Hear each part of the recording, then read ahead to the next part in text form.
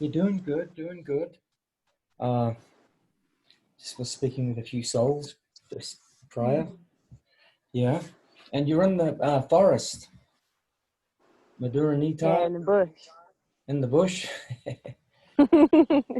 Chintamani, Dandavats, Jayade, Pru, Sudishan, Madura Nitai, Hare Krishna. Is my microphone working yet? Or is it still? Yeah, you sound great. Okay, I just unplugged it and plugged it back in. So it works now. That's good. A sunny day. A little bit rainy here today. A little bit rainy. But that's okay. It's all part of the Gaura Hari, Gaura Hari. Yes. Well, welcome to Andrew, my friend from Instagram. Welcome, brother. Say hi to the group if you want, where you are. Hello. Thank you all for having me. This is cool. I'm glad to join you guys today. I finally found some time here. Hey, Andrew. Hare Krishna. And what part of the world are you in, Andrew? I am in California right now. I'm in San Ramon. I'm actually moving to Berkeley very soon, in about a week. So, awesome. Bay Area.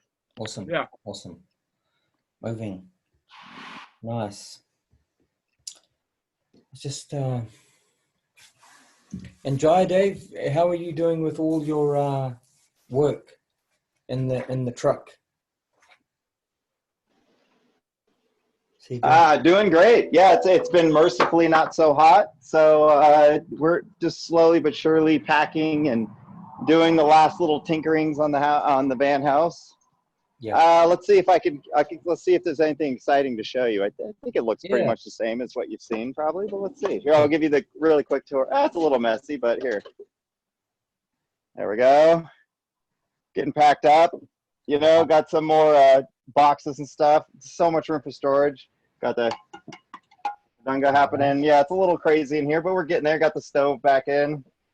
Just got to get the grill on and sinks all fired up. Yeah. On the road again. Looks amazing. We'll probably be on the road again. And we'll be ready and able to be on the road again probably in about a week and a half, maybe. Wow. It's happening. And then we may still stay here, or we might camp in the area because it's so nice. It's starting to be, it's our fall and winter here. So it's going to actually be worth being here. So we might just camp nearby and still do some things. Yeah. Yeah, many options. Hare Krishna.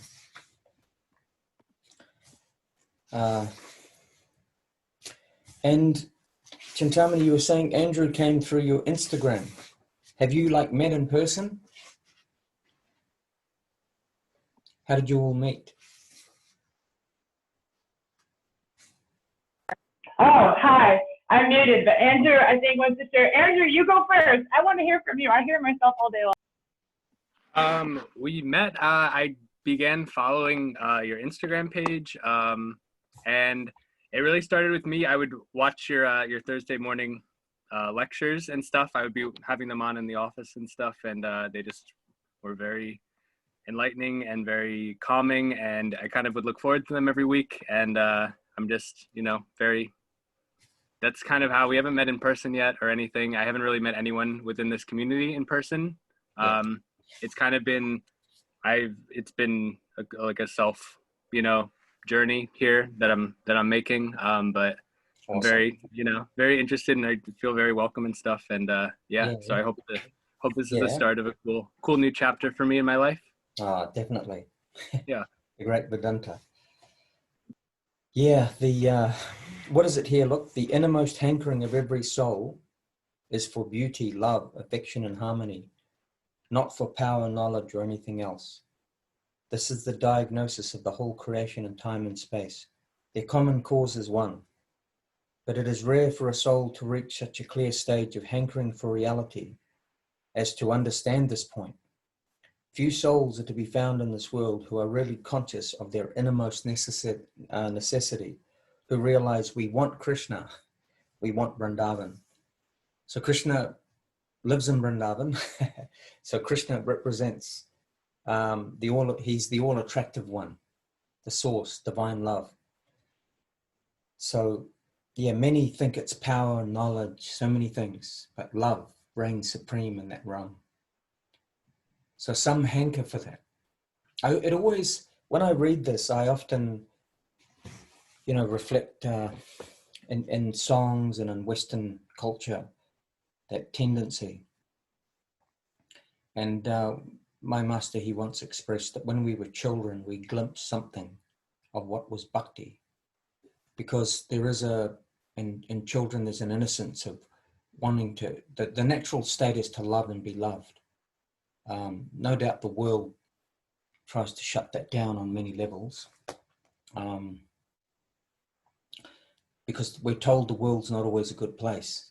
There are many people in different states of consciousness, so don't talk to strangers, and these people are your enemy and they're your friends. So like the duality starts.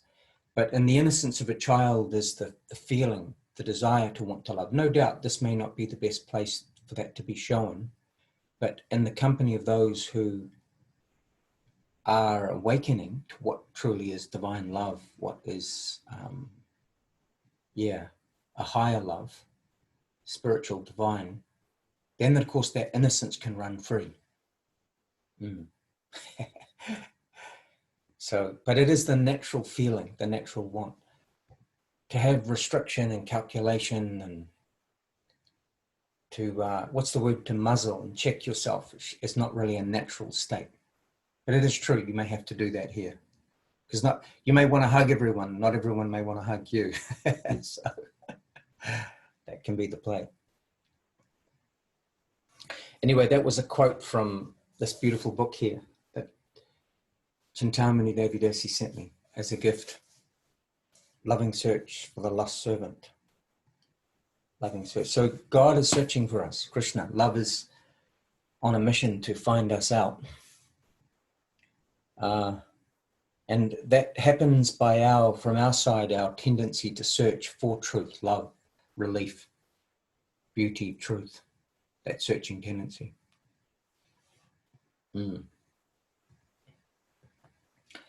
Hare Krishna. And Jenna, you're on your morning walk through the forest? I am. I'm out here to just absorb all the bird sounds and the fresh oxygen in spring. Yeah. It's beautiful. Can you hear the birds? A little bit, yeah. The kookaburras, maybe. It's just all around. It's amazing. It's just like really just in it right now. It's beautiful. Wish I could send this to you. Yeah, I went to nature yesterday, to the beach. It was nice. That town is sort of surrounded by native New Zealand bush. Waihi. It's always you get reset when you go into nature. The nature of nature is to reset the biological subtle system, that tendency. Chintamani, when I met her years ago, told me being in nature lowers cognitive dissonance. She may have said it in a bit more of a profound way, but it really stuck with me. Yeah. God lives in the country. The natural. This is why it is true, cities, ultimately development and consciousness can come anywhere. But the ideal, the most holistic approach for human is in the country, surrounded by nature. And anyway, even populated suburban areas can come more into harmony, of course, if things are done right. Is it in some European cities, they plant fruit trees along the streets, apple trees, and you would think this, so why wouldn't a city have fruit trees, apples and pears and oranges everywhere, up and down the streets? And then part of the council work would be that fruit that wasn't taken from the locals, that could be also taken and turned into, not wasted. Why wouldn't you do that? Just, like instead of having like leafy trees, there could be fruit trees, and everyone would have free fruit. I mean, you have to sort of ask the question here, who and what is in charge? Whoever's in charge is, yeah. I mean, anyway, we don't want to go off tangent away from what's wrong, but let's look at what's right. But it's true. Was it yesterday we were saying, you know, just as consciousness awakens, as, you know, by divine grace, those who are more conscious and more in tune with the higher harmony, they should be leading. They should be in charge. Those who are less conscious and contracted, you know, they're not fit to be leading the rest of us into, you know, they couldn't fight their way out of a paper bag, as they say. Do you have that expression in America? You can't fight your way outside of a paper bag. Or yes, Maharaj, I love that one. A wet paper bag, even if you're really kind of put them down. Yeah. In Australia, they have another one, which I've got to use. This person couldn't organize a piss up in a brewery. Oh my gosh, I haven't heard that. That's brilliant. We're going to do a purport on that one. Oh, sorry to interrupt, Jenna. That's okay. Yeah, because qualified leader. See, love should be leading. You know, the truth should be leading. Harmony, expansion, you know, holistic, what's the word? Adjusted and broad progressive intelligence. Humans that are carrying that conception. Then when under their leadership or view or perspective, then things are done, hopefully, you know, to the maximum benefit of all. But we see that leadership often, it can play into self. It's a win-lose. It's a win for some small group, you know, and then a lose for many others. Just like, why wouldn't there be fruit trees in every major city on the planet? Wouldn't that be a win-win? Yeah. Anyways. So it's, you can't organize a piss up in a brewery. Can you help us understand this wonderful? I love Australian and New Zealand terms. We use them. We adopt. We steal from you guys. And well, Jenna, what would you? Yeah. What? Yeah. You can explain that one.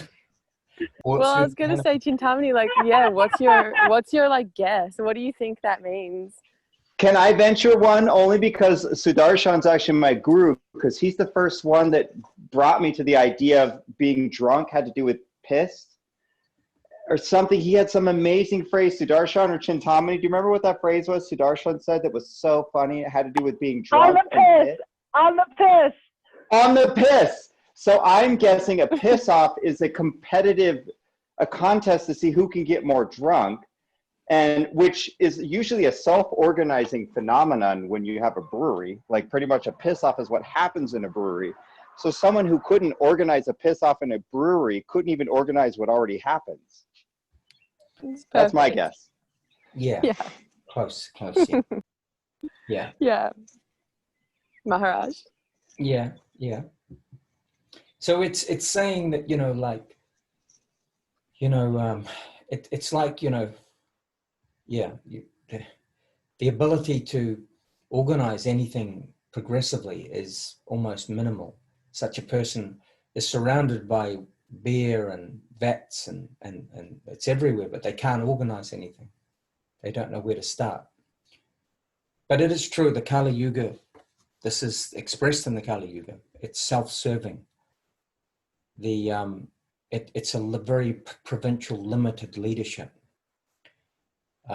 It's not a benevolent and a win-win for all the citizens. It serves a particular class.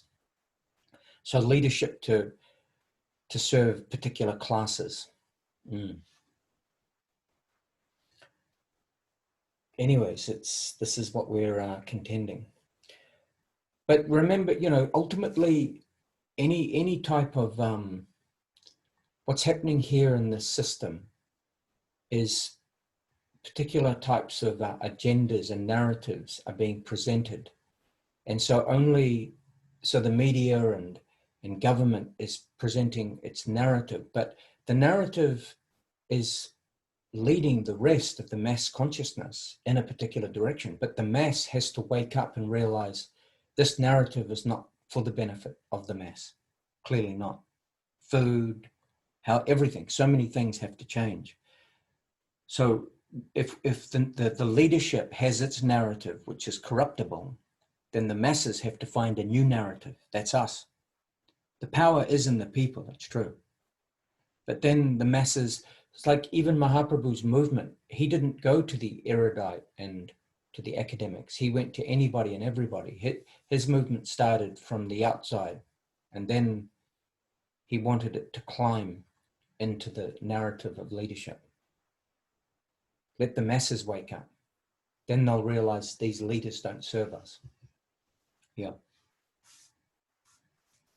Because the academia that appear to be leading us, they may have intelligence, but it's crippled intelligence. It's still serving a self-served, self-interested narrative, a win-lose narrative.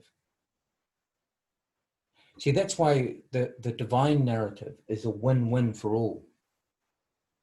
Everything comes into harmony, because under the divine narrative, we would go back to everything coming into the natural state, the natural order. So they make the unnatural order. That's the nature of those dislocated from the center go into provincial order. It's colored with unnatural, not natural. So food comes from the earth in its natural state. We have to return back to that. Isn't that? But see, that's not good for business or profit, because it may look, a few worms might be eating the potato or the orange. Anyway, so many things. Swami Maharaj Prabhupada, he, in coming to the West, agrarian, is that the word? Agrarian lifestyle, like Agrarian, yeah. Agrarian. So to be in harmony with nature, Mother Earth, and then to be in harmony and to be in gratitude to the Creator, it all goes hand in hand. In harmony with Mother Nature, Mother Bhumi is a servant of the divine. Yeah, so she's manifested creation, and she's here with us. She's supporting us. We're living on her form. Why wouldn't we be in harmony with her? It's like your mother. She's giving you everything. Why would you fight and scrap your mother? Anyway, we won't get too descriptive, but because I'm being recorded, but we know that people that go anti-mother, they're called mother. Anyway, we won't go there because we're on record, but we don't want to be that. We want to be... I could say you motherfuckers! Yeah, so let's not be that. Otherwise, we might be subscribing to Pulp Fiction, that famous scene. Yes, so to be in harmony with Mother Bhumi, Mother Earth, Mother Cow, the 7 mothers. Is everyone aware of the 7 mothers? Maybe we could go around and we could, some of the pundits in the group could express some of the different mothers. Sudarshan, couple of years of training so far. Could you name one of the 7 mothers, please? Actually, he's working. He may not be able to. I know it's Maharaja. I'm just at work, but I'm listening again. Yeah, of course. Sorry. But okay. One of the 7 mothers would be the cow, Mother Cow. Yes, awesome, very nice. Okay, number 1 we have. Number 2.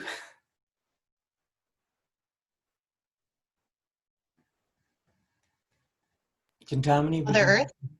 Huh? Oh. Chandra Sundar, yes. The Earth. Yes. Oh, yes. Yeah. Mother Earth. 2. The wet nurse. Huh? the wet nurse or the nurse, like, I guess, like. Yeah, the nurse, the Yes. nurse mother, right? The nurse. Bhati. Yeah, the nurse. Yeah, sometimes the maid nurse. Yeah, like that. 3.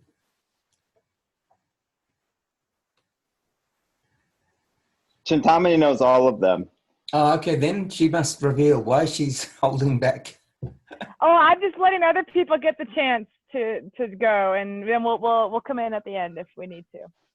And you know them all, Brahmana Patni. You're by Brahmana Patni. Yes. For wife of the Brahmins, wife of the Brahmin. Brahmin can be, in Vedic culture also, the guru position, the wife of guru. Yeah, Brahmin. Or wife of Brahmin. Yeah. biological mother. Yes.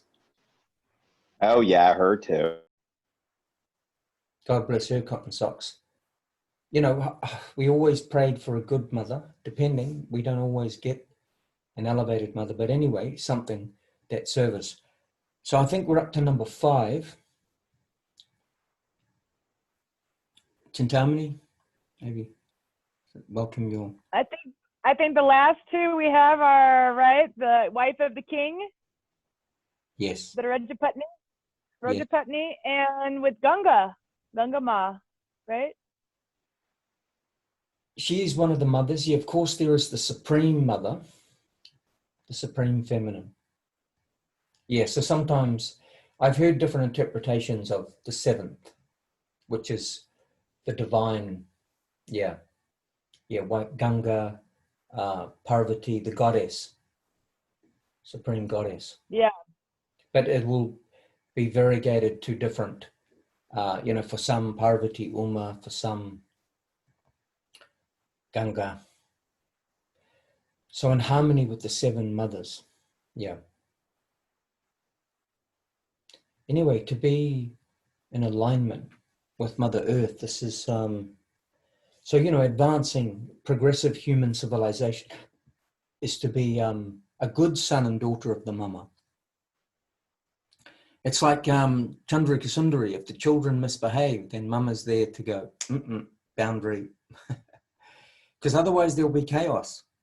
They'd be like if you let them loose, they'll be into the Fruit Loops. They'll run wild. There'll be no cleaning, washing. It'll be Xbox all day. It'll be Fruit Loops. They'll be literally climbing the wall. So the mother, the father guiding. So in the same way, the conception of Guru, the conception of Veda is like guiding us to our progress. So it is true all along the way. We have to approach everything as student. What will be shown? So love is the director. Love drives the bus. It wants to show us many things, the Vedanta, the truth. Yeah. Hare Krishna. So yeah, this killing of the mother, this is of course horrendous. This is a society is, human society is cursed actually, according to the Veda. Yeah, this is not good. So, and of course, no doubt there are people in mainstream now proposing that we should stop eating cow flesh. And so this is a good sign. This is some indication that the work of Swami Maharaja Prabhupada in 65, the wave is coming, by which, we want to be in harmony with all the brothers and sisters, especially the mother cow, Mother Earth. Maharaj, I wanted to ask a question. I don't know if this is accurately representing our lineage or not, but something that came through for me on my live streams, and thank you so much, Andrew, for coming and sharing your inspiration. It's really wonderful to have you here, and nice to meet you in person, and best we can in the virtual realm. And thank you for coming and sharing. But I shared one time that the gateway drug for all inauspiciousness in human society would be cow killing. Is that correct? Yeah, ultimately from that, the gateways to the lower, because it's very inauspicious. It's the ability to show compassion is broken down, like the ruthlessness. Like if one is killing one's mother, then one can kill anyone and everybody, you know? It's like, it's the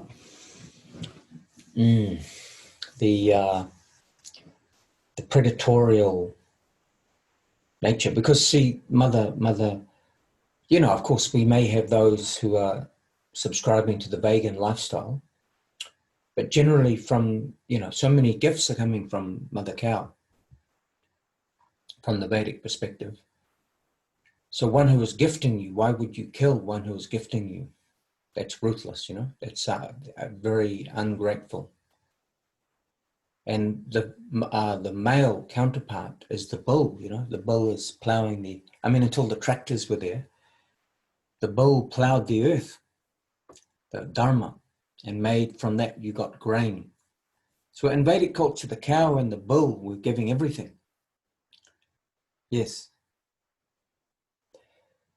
And my other thing I wanted to reflect on with you in terms of sharing the teachings accurately, and Andrew, you may know, this is my teacher, my guru, Keshava Maharaja. He's on there as the Bhakti Field. That's the project name that this, you know, he's just inspired by him in the community. But what I wanted to reflect was that we promote veganism to the extent that it is more ethical, because instead of paying people that are ultimately harming Mother Cow, we don't agree with that. We don't agree with paying those people because we're not powerful enough that, although the great acharyas, they may have used dairy products in their offerings or whatever because they're pure enough to actually make an offering that Krishna accepts. But as for us lowly, whatever, aspiring sadhakas, it's more honest to just do vegan because it is, we're not paying these people to support. We don't have the power of the saints. You know, we're not so powerful ourselves that we can't transmute all that energy. So in the respect that it's favorable for urban life, but actual long-term goal, long-term vision is to not have to depend, because even when we do support a vegan lifestyle in the urban in the urban lifestyle, because we aren't using the animal, you know, we don't have our own facility for having our own cows, that we, in order to live actually without the imprint of fossil fuels and lots of production and being self-sufficient, you actually do need the help of the animal cow and bull friend in order to be free from, otherwise you need fossil fuels and importing all this stuff. You know, you can see all this stuff comes from all everywhere else. So would you say that would be an accurate representation of our Bhakti lineage teachings? Yeah, it's the choice is there. No doubt the ethics. People come to veganism also because of the ethics. But see, veganism or vegetarianism in of itself is not sufficient. The Vedic perspective wants to establish the conception of prasadam. So really that's the higher perspective. Like even though no doubt these lifestyle choices promote and can establish sattva, the mode of goodness, still there's reaction for eating cauliflower and broccoli and potato. Our friend Lakota was bringing that up. It's like, I love cauliflower. Well, the cauliflower god won't be very happy. So how do you harmonize the action-reaction karma within, because in order to exist here, we have to consume.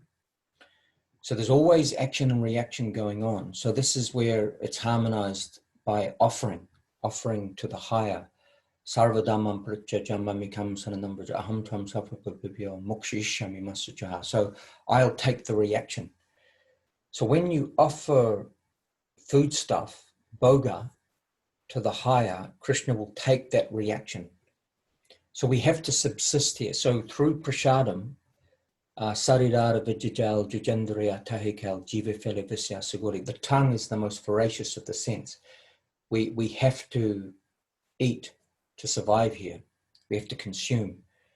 So we have to take. So by then harmonizing by what we do take from the environment, which won't recommended in Vedic culture, to eat seed-bearing fruit. For you, it shall be for food. So grain. So in other words, taking the ingredient from the earth, Mother Bhumi is supplying, and, you know, for those vegetarians who take milk product, then to offer that. And for vegan, then to offer that. So the higher conception is always prasadam. Otherwise, all taking will incur sin. It's true. Action, reaction. What you take from the environment, you have to pay back. So if I take a potato, the potato wants return. So by offering the potato, the cauliflower, everything becomes transcendentalized and becomes now prasadam, which means it will purify you. So the conception of prasadam is everything is the property of another, including ourselves. So if I say, you are my wife, you are my son, this is my car. No, caretaker. The consciousness is to sort of be aroused within us. We are caretakers for the energy of another. Yeah. So gradually this awareness has to come in. Ariana, nice to see you. I think a week or so maybe we've been in separation. Yeah, it's been like a week. Hi, how's everyone? Yeah, good. You're wearing green. That's a nice, lovely healing color. Thank you. Yeah, I wanted to stop by. I have a family Zoom in a little while, so I figured I'd stop by for at least an hour with you guys. Oh, nice. Yeah, Thank you, Ariana. Good to see you. Yeah, good to see you. How's your foot doing? Oh, it's improving slowly. I don't have to use the crutches, but it still swells up though, and I have to take it easy, but you know, slight improvements. Thanks for coming on. It's always a pleasure to have you in our association. And yeah, lovely lady. Nice to see you always. Yeah. Do you have like crutches to help your foot? I did, but I stopped having to use them maybe like a week ago. Yeah. Yeah, just to rest the foot. Healing. Yeah, so this conception, we were just overviewing, Ariana, the whole, how do we harmonize, you know, the different lifestyle choices. Still, you know, in order to exist as human, we have to consume, we have to take something, isn't it? We have to, the air we breathe. So the Jains are a group in India that want to avoid all karmic action and reaction. So they wear masks and try to avoid all killing, but it's impossible actually. So we don't subscribe to that as a way to annul karma. The way to avoid karma, good or bad, is offer everything to the higher, because everything ultimately you'll come into the awareness through Vedic teachings. Everything is the property of the higher. So we come in naked, we leave naked. So we're only the caretaker of the cauliflower, the potato, our friends, the car, each other.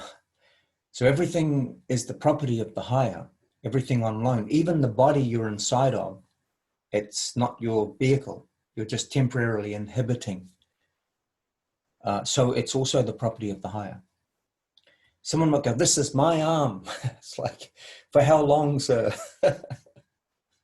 70, 80 years, if you're lucky, 90, if you look after your health. This is my country. Really? For how long? See, caravan park, we're only passing through.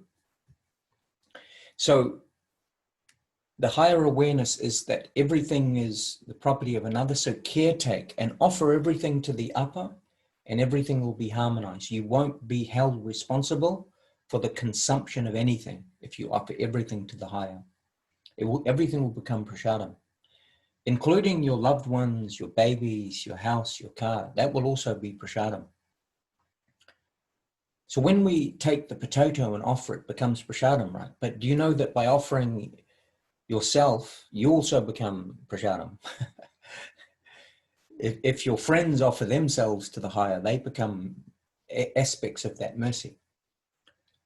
So even the place that you live in, that becomes an extension of that mercy also, because you're offering the computer, the house, the place.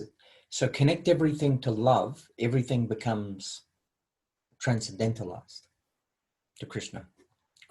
Sometimes Gurudev used to say it will be Krishna-ized, God-ized, or from mundane to transcendental. This is the harmony. So anyway, this point of veganism or vegetarianism. So, for instance, because I've heard Srila Gurudev, these points would come to him, and he'd say, yes, of course, we don't want to support that industry of exploitation, but then the cows are also wanting to offer their service. How do they get to offer their seva? So, for instance, so many are taking the milk from mother cow, and then none of it's being offered. So Prabhupada used to say the ideal is organic milk from the cow that are protected. But still, that's choice. He said ultimately there is some benefit from the Vedic perspective of ghee, dairy product for the brain, hot milk, many things. But so it's open to the individual's preference. But it is true, dairy product, generally the physical body, too much, it runs too rich. But for the Aryan or the followers of Vaishnava culture, they also see that so many unconscious entities are taking from the cow in the sense of raping the milk.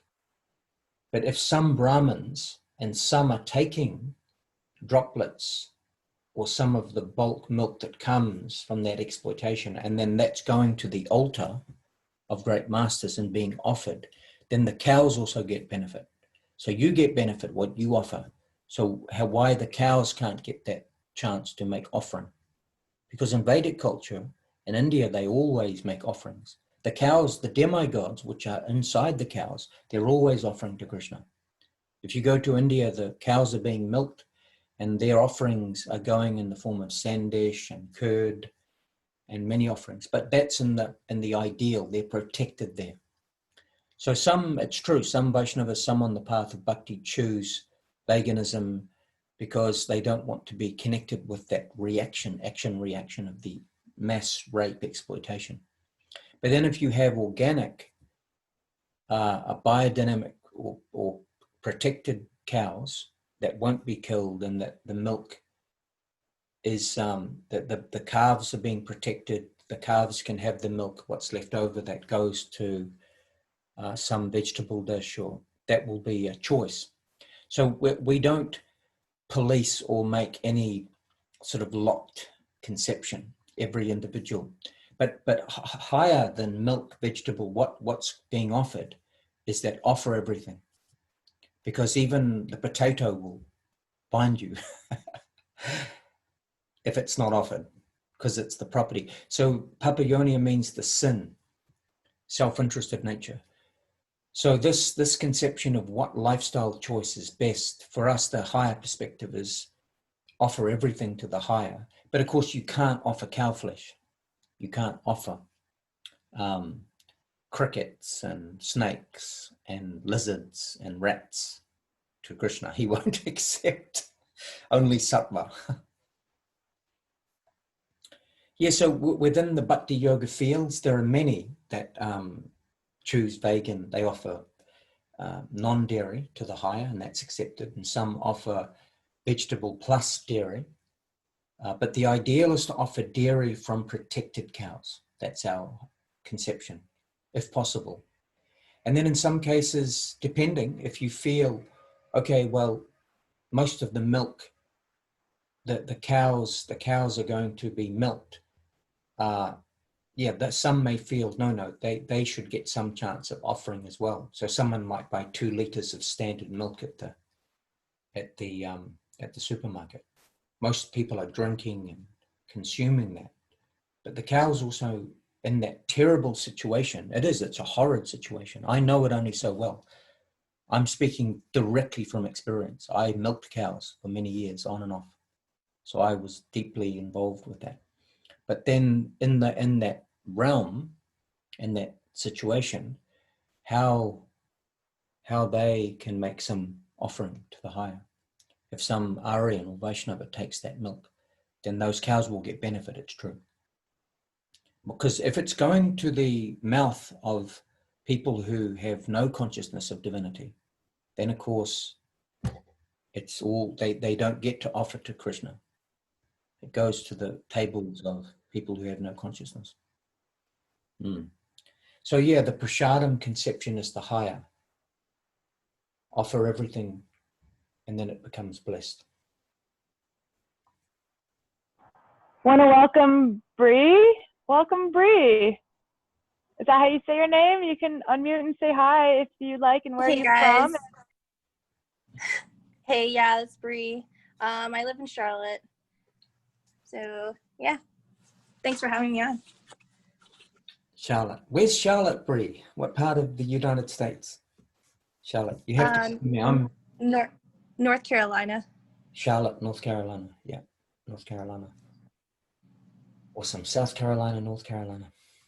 Charlotte. Almost half of our group here is in this. I mean, I guess I can say maybe a third. A third of our group is in the South Pacific, New Zealand, between New Zealand and Australia. So yeah, Charlotte, North Carolina. How far from the ocean is Charlotte, Bree?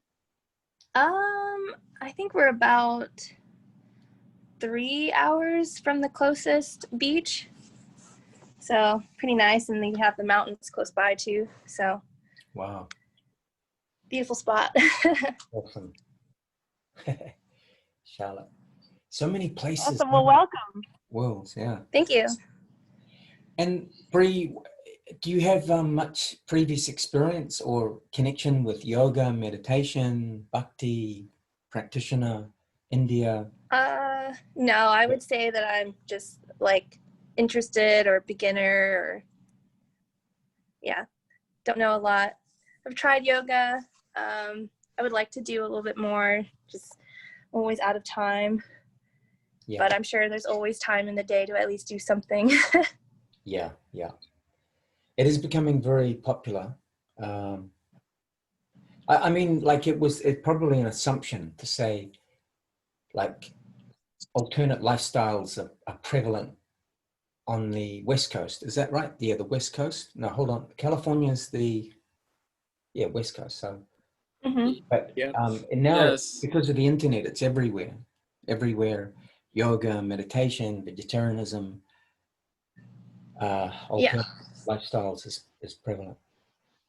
Media, and this is the great thing of the internet. You know, you can get on the internet and sort of explore multiverses.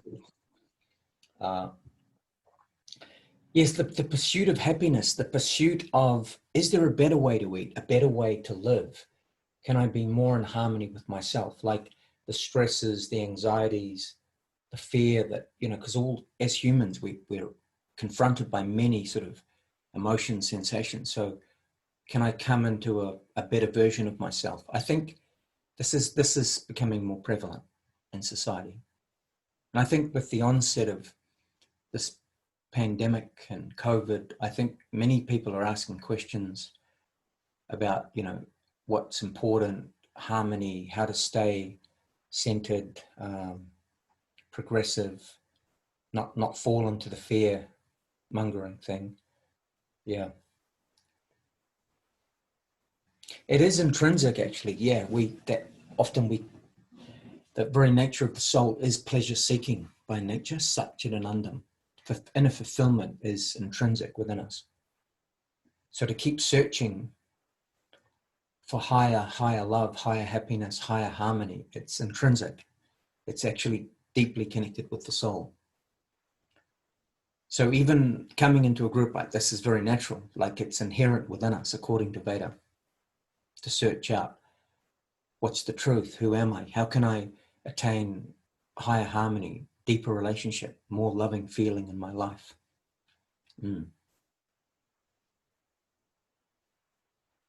Even the physical body, like if you spend a day or two eating Cheetos, ice cream and chocolate, like from that action, the body will go into an overload of sugar overload. So headache, perhaps vomit. So even life physically will show you when you eat healthy and salads, you're not going to have that. Maybe unless you overeat, but so harmony, disharmony, it's, yeah. how to find higher harmony.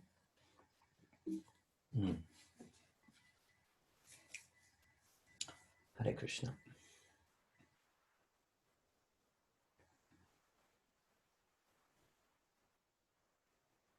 So warm welcome to all of our newcomers. You all are the most important people at our gathering. We're here to spread love and create community for enlightenment, our own pursuit, and have support and connection. And this is the open discussion. We call this our open heart share forum. So if anybody has anything that's on their heart, on their mind, Maharaj here has been practicing bhakti yoga for over 30 years. Got a lot of experience. Sometimes he uses a word we might not know. He's totally okay. You interrupt and say, hey, I don't know what that means. Yeah, stop me. Then, yeah. Interrupting is always feeling awkward or like talking. Like I know that he was, that maybe Andrew had something to share about West Coast or whatever. And like, that's totally great. You just jump in, and even if there's like like this happens in the digital world, we just have to deal with the like, we're not in person. We can't intuit, the same kind of way. Just wanted to share the safe space for gathering, and any reflections welcome. Thanks for coming. Yoga. Yeah, the intrinsic nature. Yeah, so no, formality is bhakti. In developing relationship, formality should quickly move to the background. This is, too much formality. Even in teaching, formality creates a divide.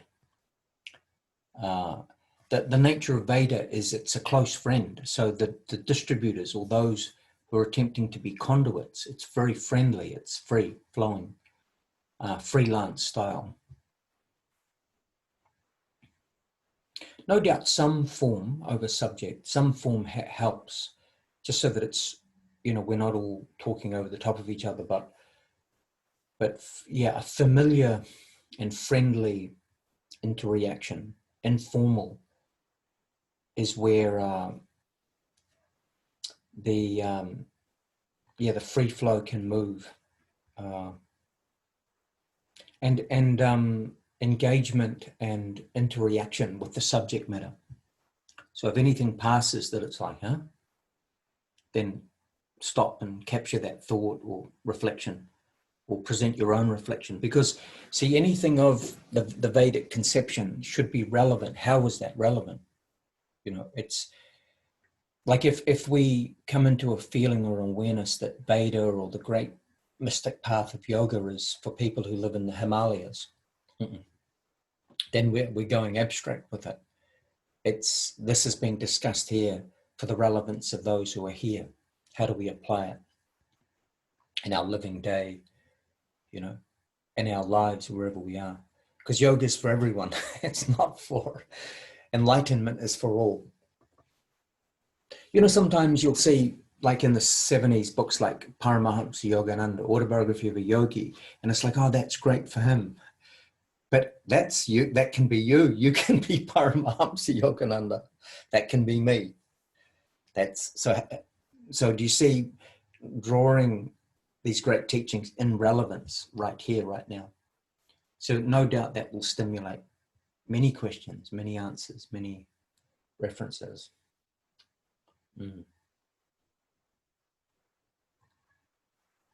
What is that term? Existentialism is taking everything into sort of removing it from the self. Is it existential? An extension.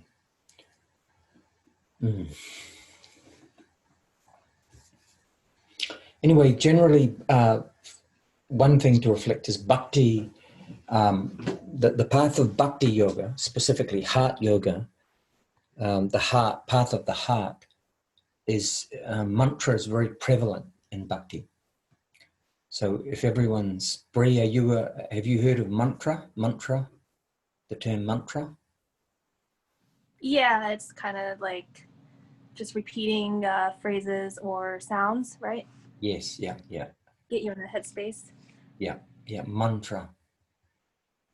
So a mantra can be, a chant, a general chant. So sometimes people will reference a mantra. Oh, what's your mantra in this regard? Even in business, sometimes they'll, what's your business mantra when you go into the meeting? But in the true sense of the word, transcendental mantra. Man means mind. Tra comes from the Vedic term to deliver or expand or shift. Tra, to take higher. So to a mantra is that which takes and frees you from the mental provincial perspective to a transcendental tra, mana, manas, and then tra. So maha means great mantra. So in Vedic science, there are many different mantras, transcendental mantras that will adjust and take our consciousness higher. So consciousness can live and exist in different realms according to Veda. So Maha Mantra, this, chanting Hare Krishna Maha Mantra, Panchatattva Mantra, Gora Mantra, they cleanse away the Mayic constructs and reveal the gold that we are. So they purify relative consciousness and awaken us to the absolute.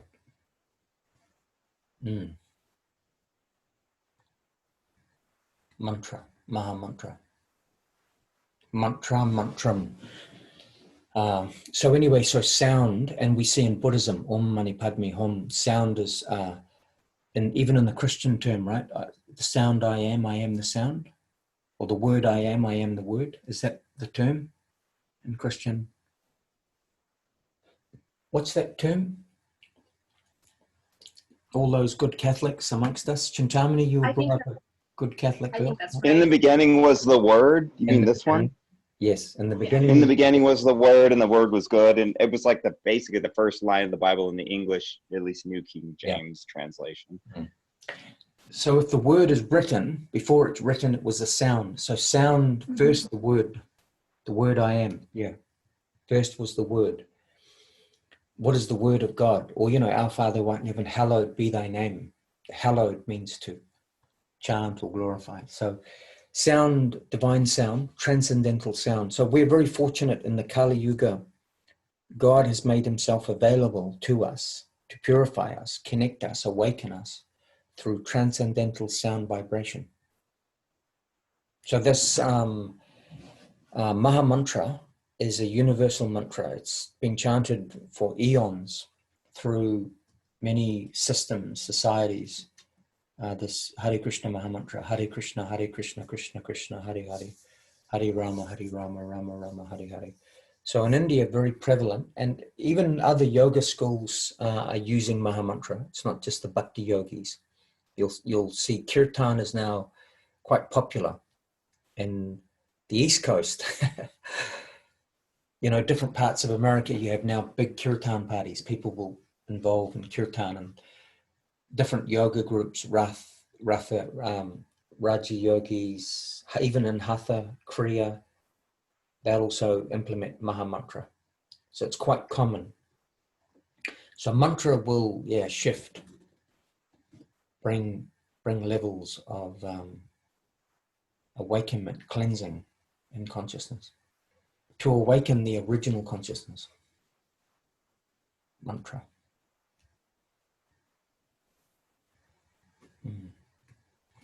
Any questions about mantras from anybody? Is there a certain mantra that you use daily, or do you like to change it up? Well, look, I mean, the mantras in glorification of the great masters, Panchatattva mantra. Every day I chant Jai Satchinandana, Jai Satchinandana. This is a mantra song in glorification of the last great avatar that came to the earth, Lord Chaitanya. Sachi, Satchinandana, Sachi, Mother Sachi, the mother of Lord Chaitanya is Sachi Devi, and Nandana means son of, which is a name for Lord Gauranga, Lord Chaitanya. So the name of these divine avatars are non-different. So when you go Lord Chaitanya, by chanting the name Lord Chaitanya, by taking the word Chaitanya, Sri Chaitanya Mahaprabhu, non-different from Sri Chaitanya Mahaprabhu. Hare, Hare is the divine goddess, Srimati Radharani. So when you go Hare, that's non-different. So in the 70s, Prabhupada would joke, because Coca-Cola was prevalent in the United States way back in the 50s. So if you go Coca-Cola, Coca-Cola, Coca-Cola, Coca-Cola is different from the sound of Coca-Cola. But in the transcendental realm, the name Krishna, the name Hari, the name Lord Sri Chaitanya Mahaprabhu, non-different. So, yeah, so generally in the course of my day, yeah, I'll chant numbers of mantras, but predominantly Maha Mantra, because in the Kali Yuga, that's been recommended, Hariyanama, Hariyanama, Hariyanama Eva Kevalam, Kalona Stevana, Stevana, Steva Gataranyata, that there's a special potency in the Kali Yuga that because of the deep contraction of consciousness, this Maha Mantra has come to awaken us to the highest perfection. It's true, there's special potency in Maha Mantra as given in the Guru Parampara. But Panchatattva also, Panchatattva is this mantra Sri Krishna Chaitanya Prabhu Nityananda Sri Advaita Gadadhar Shivasati Gaur Bhaktivinoda. So numbers of mantras, also many Guru mantras that we chant to invoke the blessings of the great sages, yogis of bygone ages. And even those who were once here, who left, by taking their name, they can be present and are present in their name. So if I chant Jayam Vishnupad Paramahansa Parivrajikacharya Varyas Tatar Srishishima Chila Bhakti Sundar Govindadev Goswami Maharaj Ki Jai. He departed the planet in 2010. Swami Maharaj Prabhupada in 77. When we go Prabhupada, Prabhupada, Jai Srila Prabhupada, we can invoke them to appear through sound. So they're non-different from their name. So those beings, so they're multidimensional, that they're not gone. Even through their picture, they're also there. This is a phenomena. This is why you'll see in Vedic culture, the people will have pictures of the gurus that were here previously. Like the Kriya yogis, they have pictures of Paramahamsa Yogananda, and they pray to the Guruji. So Guruji is actually there in the picture, as well as when you take his name. So same with the divine. So it is true that this level, mantra is eternal mantra. So when you're chanting Maha Mantra, you're directly associating with the Supreme, Radha Krishna. When you take the name of Srila Prabhupada, you can be associating directly with Srila Prabhupada. So then if I, in this meeting, take the name of Srila Sridhar Maharaj, Jayam Vishnupad Paramahansa Parivrajikacharya Varya Astotar Sarashishiman Srila Bhakti Rakak, Srila Sridhar Maharaj, who in his presence we were mystically changed and shifted. But now in this group, we took his name, he also can come and appear through that sound and give us the same blessing as what was happening in his physical presence. So this is very deep, isn't it? That the name is non-different.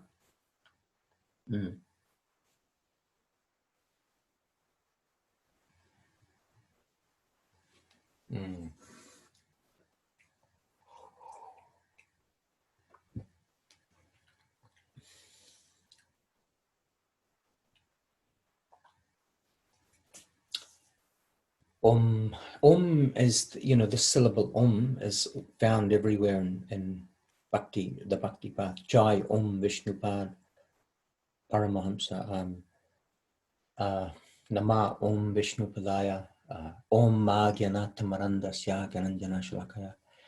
Yeah, and also, so the symbol Om, also Om. Now this is interesting. So if you see the symbol Om, if you have a symbol Om, which I'm sure many of you probably do have somewhere in your house, that's the symbol, to look at the Om is Om also. So the vision of Om, it's also Om. So the sound is Om, the vision, the symbol is also Om. That's why in Vedic culture, the symbol will also purify, non-different. Incredible, isn't it? It's the symbol, the picture, the sound, all one, same. So anyway, Bree, yeah, so mantra is transcendental mantra will supremely benefit us, chanting mantra. So many of what happens in satsang is we're reflecting the great teachings that these personalities express through word. And so because we're reflecting that sound again, even though they departed, that will also have its effect. So you'll see our experience here is an experience in consciousness and in sound. Like right now, I don't know how long we've been going on, maybe for the last hour and 5 minutes. We've been focused, we've been in a conscious field, and there's sound being reciprocated between different personalities. But the center of this field is the Vedic knowledge. All points of reference will be the ancient teachings. And so that will have its effect on our consciousness, definitely. Good effect, happy effect, mystical effect.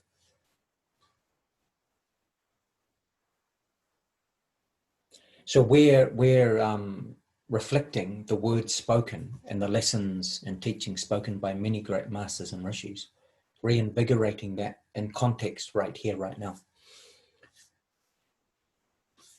So we're conduits, aspiring conduits for what's already been revealed, and that knowledge is eternal, transcendental, and its purpose is to awaken us, purify us, and bring us to the higher. So give me a higher love.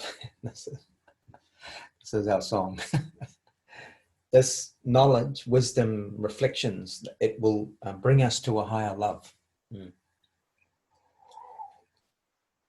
Higher vision, higher everything.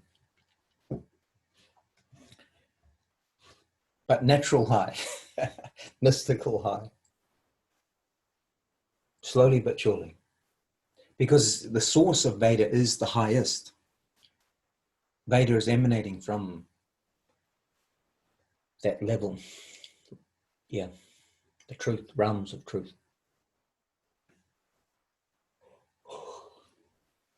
So anything connected to the source, Krishna, becomes high. Truth, beauty, becomes auspicious. So the agents of Krishna, what they speak, their writings, reflections, all high. What you offer to the high, the prasad, everything. Even the animated phenomena in your arena that hears or connects with this will also transform.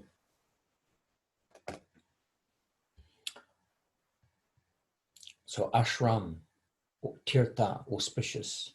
The connection with truth, divinity, beauty creates a wave of auspiciousness in us, and then, means also the animal, the books, the environment. It is very deep. It's always good to reflect, to be aware of these divine ramifications. So much so, even the bloodline that we're connected with, like our bloodline direct now, it means all family members connected in your bloodline, because you're connecting with Veda, these great teachings, that will be echoing through bloodline, even right now as we speak. It'll have its impact. We're told that by the great yogis, mystics, sages, Vaishnava masters. That's why no point on the path is relative. It's all has its purpose and development. Even if the transformation is slow, still it's in movement upward.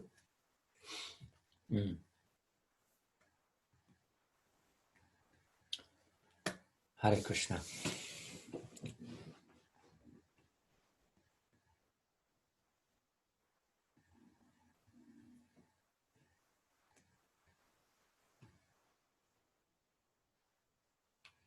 there any more Does comments? anybody have any questions for Maharaj, or just anything they want to talk about or reflect what's going on in their reality? Any, especially newcomers, warm welcome. Share anything. Nothing to anything in this forum. There's nothing you can't talk about with a loving tribe, then that's its own inquiry, right? Yeah, nothing is outside of Vedic truth. Everything is relevant and related to everything. All aspects of the human play have their reference somewhere within Veda.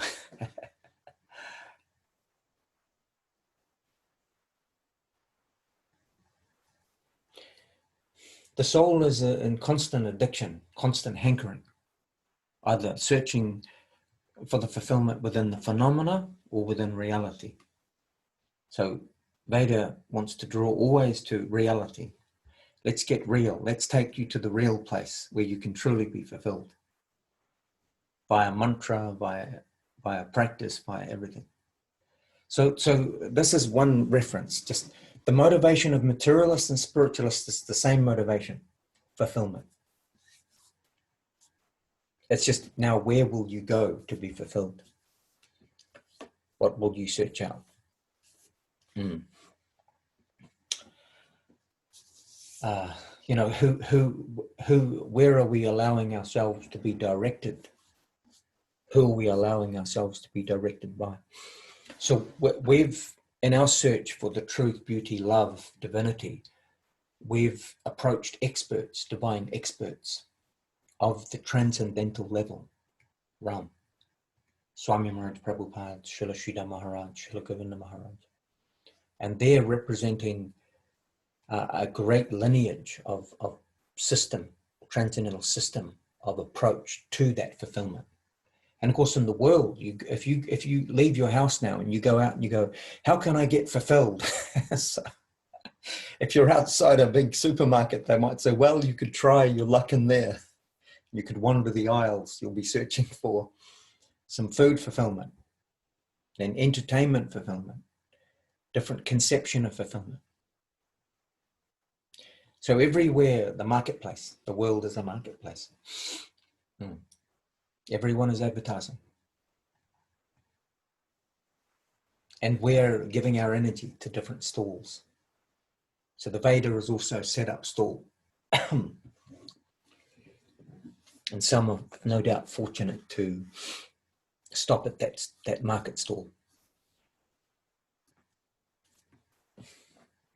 The thing is, the Veda, it gives awareness, it gives the insight to the fundamentals of what's happening, what's going on here.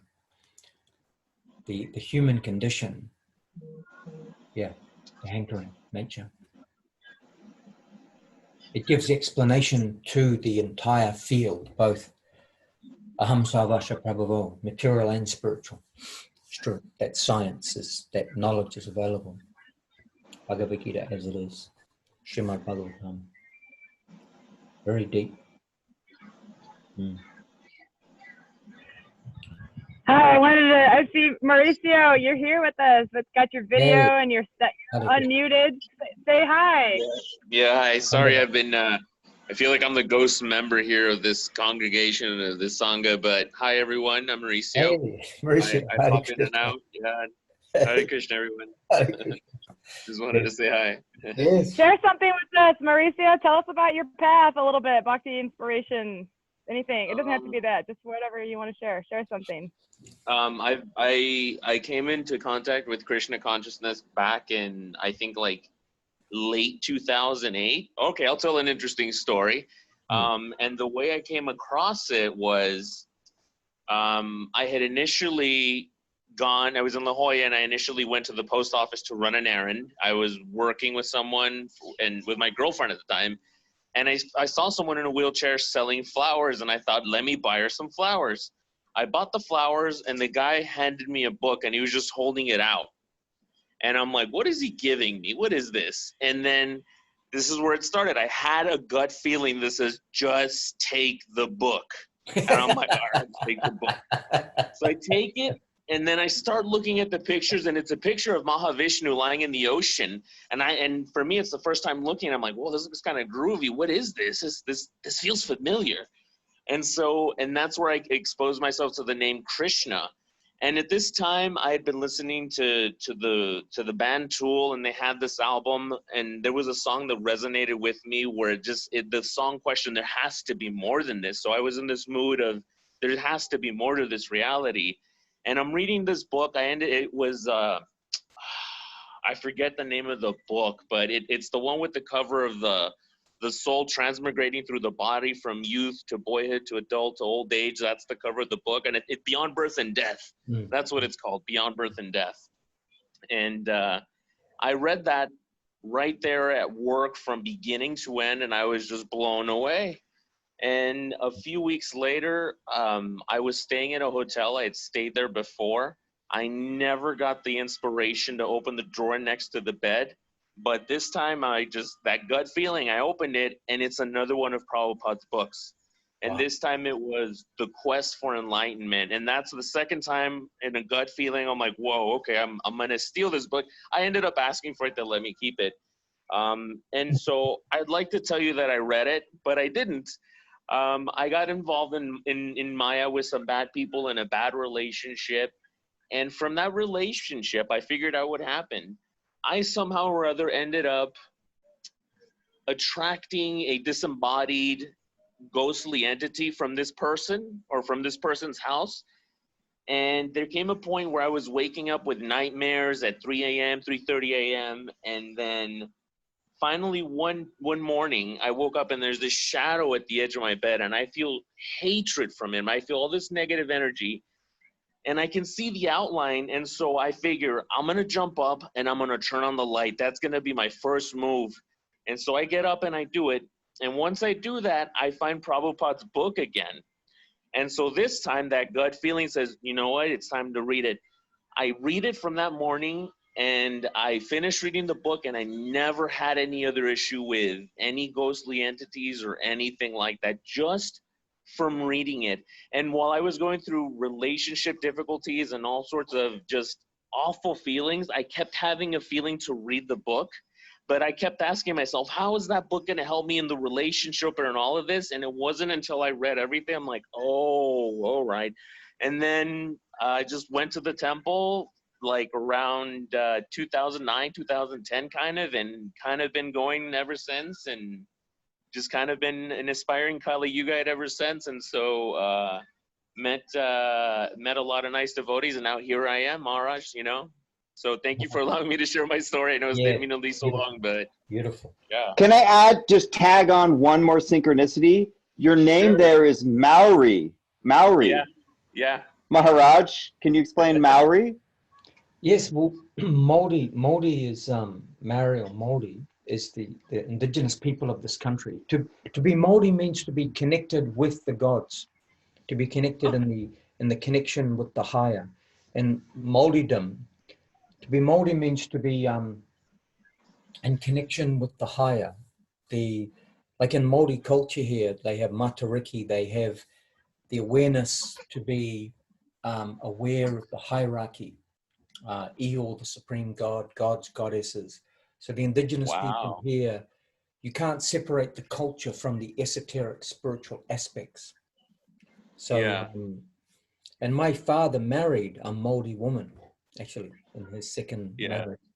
And so prior to coming to Srila Prabhupada's teachings and Srila Sridhar Maharaj, Srila Govinda Maharaj, I had some awareness. Like when I was a young child, we went to the apple tree because she wanted to make stewed apples, like an apple crumble, many things. The old Māori woman, the grandmother, called Mariana. And she said, after we collected a big couple of buckets full of apples, she said, throw some apples back to the tree and you should thank the tree. I'm going to thank the tree and you thank the tree. And I said, oh, why should we thank the tree? And she goes, the tree is a person and the tree has helped us. So we must thank the tree.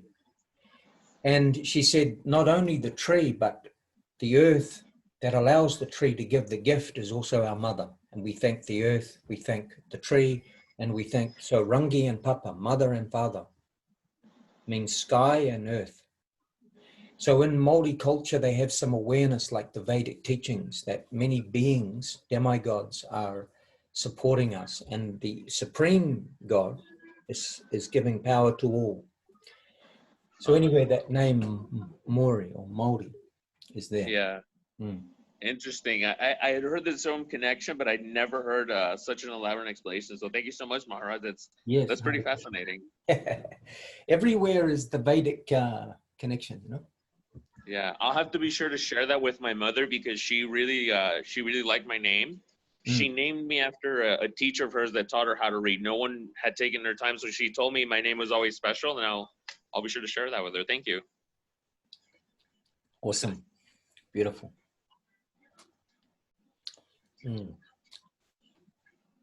Anybody have any reflections? Anybody want to share anything, especially your newcomers? I want to just, if I could share a quick, I don't know, my kind of journey to bringing me to this point. Yes, please share. Go right ahead. Cool. Well, I grew up in New Jersey, which is like just south of New York City there. And I really first became involved in just, I guess, a spiritual path in life. It started in 2013 for me. I had my older brother passed away, and it kind of just like collapsed. My entire life just kind of fell apart. My family grew very distant. I was in college at the time. I was very depressed and just very like, I kind of just bounced around. I finished school. I worked in restaurants and stuff, and kind of struggled a little bit. And I think that around that time, I also, similar to Mari's story, I was kind of brought into a spiritual path through music, the Grateful Dead particularly. I found a lot of like refuge in that community. Awesome. I found a lot of refuge in, I guess, just, yeah, that kind of just community and all that. It mixed with, I experimented with like psychedelics and things like that. And I think that kind of experience that I was putting myself in, coupled with the fact that I just lost someone very close to me, it brought me to this place where I was kind of confronting the idea of death, the notion of death, what happens when you die, where you go.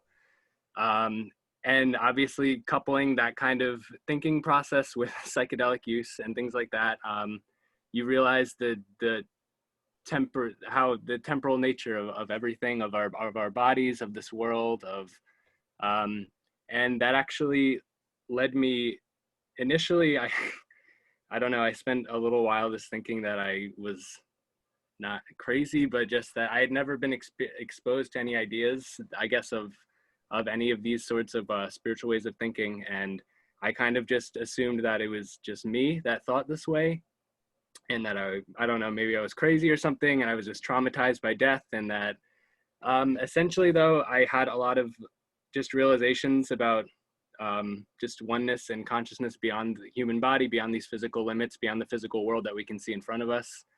And it led me firstly to the Tibetan Book of the Dead. And it was just, I found incredible comfort and incredible comfort in knowing that these ideas were shared by others, and particularly others thousands of years ago, hundreds of years ago. It brought me just immense comfort, and it blew my mind that someone had already written this down and that people were practicing it and believing it. And from there, it brought me to just pursue this path. And I think, yeah, I'm still on this path, and I'm still trying to learn as much as I can, and I'm trying to become a much more spiritually aware person. And I am trying to, again, just come through this life and realize that, I mean, I think overall I'm very positively influenced by a horrible tragedy like death, because it's made me a person that appreciates life, and it's made me realize that, the typical things of life, money, status, nice material objects, are ultimately their illusions, and they're not important. And I think that without that horrible thing happening to me, I wouldn't have been pushed to look beyond those things in life. And I'm so happy that I'm able to reach beyond that, and to reach past all of these like small worldly illusions. And yeah, so that's my story. It's kind of like it was the worst thing to ever happen to me, but also the best thing to ever happen to me. And I'm very thankful also just to be here and to be hearing from all of you. And thank you. Oh, beautiful, Andrew. And sorry to hear about your brother's passing. I also recently, a few years back, lost my youngest brother. So, yeah, all of these things are very sobering and no doubt can be catalyst for deeper reflection. So I definitely resonate with your story.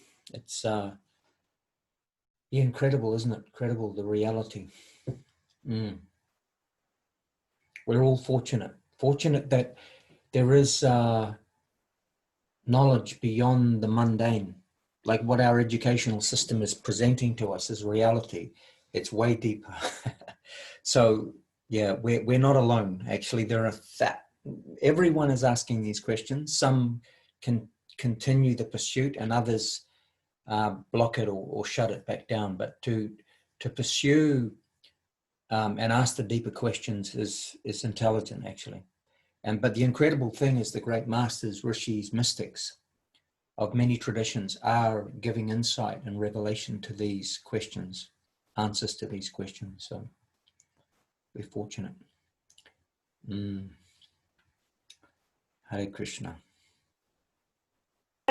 Thanks for sharing that with us, Andrew. It was really inspiring to hear some of your story and the grace that you carried with that. And yeah, some of us here, I know my path, this specific path, is very personal. I mean, you're sharing about death transforming. If it wasn't for one of my most beloved people in my life taking their life, this Sangha may not be happening, because I went to India right after that, which I wasn't expecting. While hitchhiking through India, I met Maharaj here, who nobody in this group had met before I met him.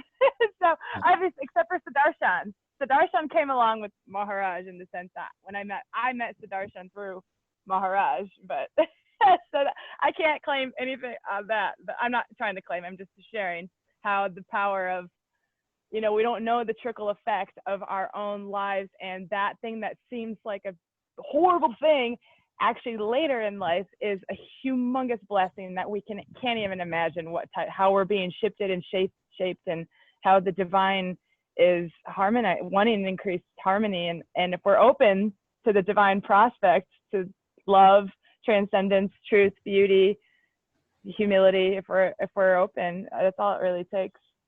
Just be willing to try to learn about transcendence. So thank you, all of you, for being, without all of you, it wouldn't be a gathering. It would just be me just wondering why I have no friends or community. It's amazing, isn't it? Like, see, when I first, like, I'm in the Sanya space, and knowing that you had some connection with Bhakti Yoga, I just immediately broke through. The first thing I saw when I saw Chintamani was, I must hug this girl. I must give her some affection and love. It was the immediate feeling. And also because Srila Govinda Maharaj was unorthodox, a great master, but also showing that the essence of all spirituality is love and support, nurture, not some knowledge, something abstract, I'm this, I'm that, but coming into nurture and care, heart yoga, bhakti, what it is. And then, of course, we went on different adventures. We went to the birthplace of Srila Sridhar Maharaj. And I was very ill at the time, actually. I was very sick. I had a very bad chest infection. So I was struggling for oxygen practically that whole trip. At one point, I thought I may even leave the body. I was so ill. So it was a very intensive time. But yeah, incredible how the higher, like, and this is why this expression, which I love to always quote, the player playing the played. So we can, the divine player, love, wants to play us. We just have to be a little open to that. But to be played, which means allow the mystical transformation, the relationships to form and develop and evolve. It's the work of the higher, because every aspect of this is Krishna consciousness, to glorify the agents of Krishna. the great masters, to chant Mahamantra, to respect and love each other as part and parcels of Krishna. So, yeah, all a great blessing, and no doubt arranged by the player to develop our evolution as the played. Christina, Hare Krishna. Jai Sachinandana. Hi everyone. Hare Krishna. Dandavats. Hi Tina, welcome. Good to see you, sister. Thanks. Nice to see you all. Yeah. Yeah, always very mysterious, the synchronicities, the divine arrangements. How, is it all random? Well, according to Veda, no, nothing is random. Everything is moving by the will of some higher arrangement. So we have to take everything. And interesting, because Andrew, you said that what appeared as a curse and a very difficult period was also a great catalyst for growth. And we know this in the esoteric schools, that from great contraction can come the desire for expansion. Or in Christian terms, in the dark night of the soul can come great shift toward the light, the dark night of the soul, Christian doctrine. But really, the higher, the Lord, the supreme love wants to reveal himself to us.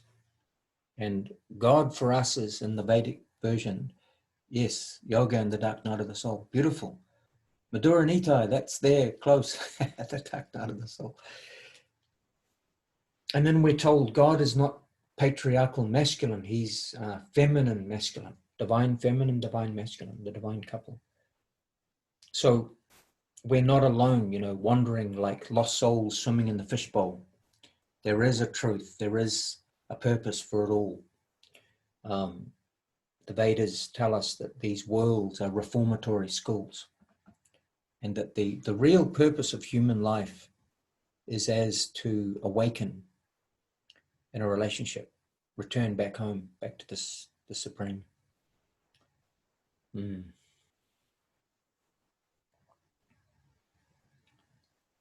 So how we are molded, adjusted, purified, trained, shown this great wisdom is through the divine agents. The divine agents cross our path. I remember the first book I received, I was perhaps 14, 15. It was Chant and Be Happy, which was a conversation between John Lennon, Yoko Ono, and George Harrison with Swami Maharaja Prabhupada. And I was just so taken back, And, I always loved, My Sweet Lord. I loved the song All You Need Is Love. So I knew there was something about the Beatles, something about these personalities. Later, Prabhupada said they were demigods, that had come to the earth. And of course, the Beatles, we know, they had darshan. George Harrison donated the Bhaktivedanta Manor. So, yeah, interesting. When they moved from the Beatles into the Sgt. Pepper Lonely Heart Band, then a lot of the mystical, esoteric influence came. But such an impact. But by how? It's by divine arrangement, no doubt. And thousands of Westerners, many across many countries, across the entire globe, so many have been inspired and activated by this bhakti path, spiritual.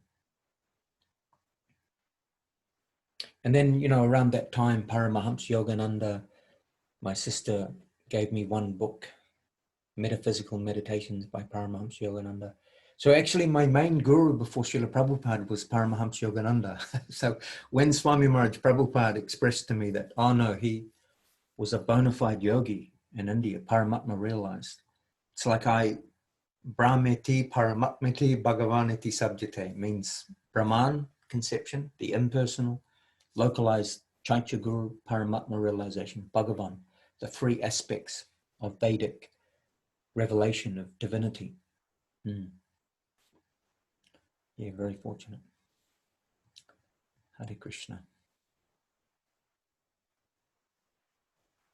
Chintamani, you're painting your cup.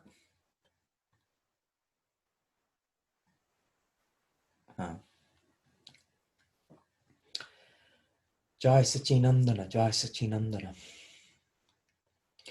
So the path of liberation is not a lonely path.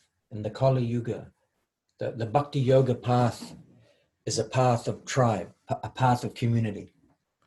Dandavat Arti, Hare Krishna. So, Dulabha Manavaja, yes, Hare Krishna. Dulabha Manava Janama Satsange Turawe Bhavasundare, the song, by the association of saintly souls. Easily we can cross over the ocean of material existence. The king of the sadhus and the sadhus, the association. Kamala Dalla Jala Jivana Talamala Turahoe Pada Sundare. So this life is like a drop of water on a lotus petal. Any time, we're here and then we can leave. So the chance for self-realization, this chance is rare chance we have.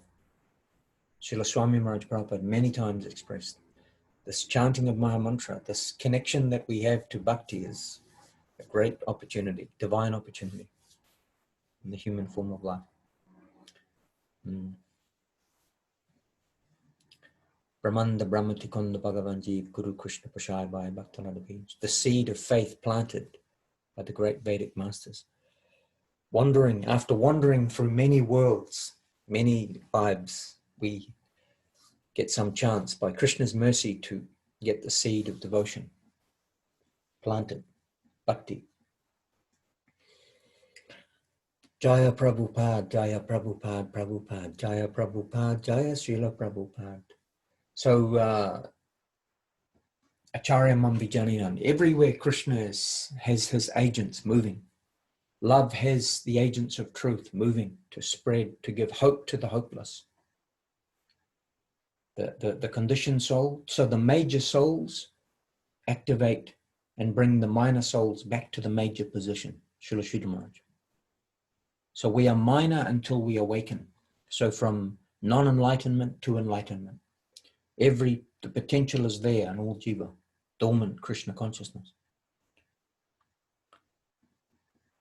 So to come into the light to be in the light in the darshan of the Bhagavat Purana is the natural state for the soul. So the natural path, love, divine love, the path of divine love. It's unnatural to hide from the light. It's like a plant. If it doesn't get sunlight, it will become sick. It won't have vitality. Yeah. Hare Krishna. I was wondering if Bree could take a share and just share with us about herself, her spiritual path, and anything she wants to share with the group. Yeah. Sure, I can share a little bit. I don't know. Mine's not super as serious as Andrew's there, but I don't know. I just felt like there was more out there than what I was learning. So I don't know, just followed my heart on some of those.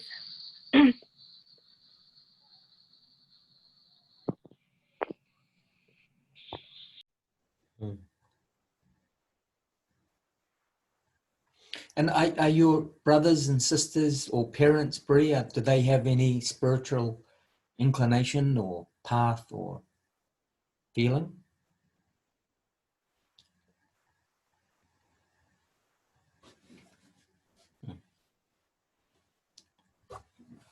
Hare Krishna. I think you might have gone back on mute, Bree. I don't know if you were finished or not. Yeah, I definitely Okay. did. All right. Yeah, we missed.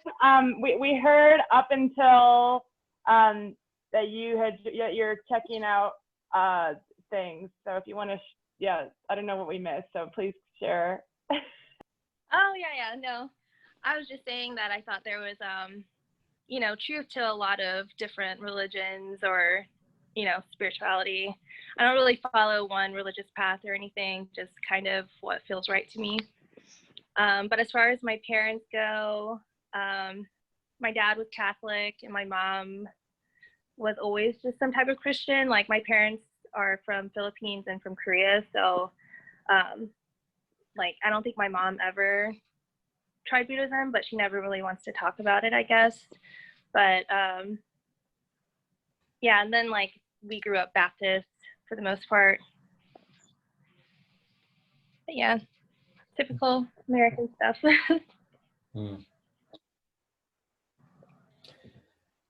Awesome. Yeah, so the Judaic, always there is some type of truth existing, theistic truth, some awareness. And this is why, Prabhupada always gave much credence to Christianity, because it's fundamental. It is Vedic truth. The general love of God, recognition of the Supreme, the center, but maybe not so much detail as to who is God, where does he exist, why karma, why reincarnation, many other points. But it is all the same truth, love, divine love. Love is the universal truth, but expressed through multiple masters and teachers, and to different levels and by different installment.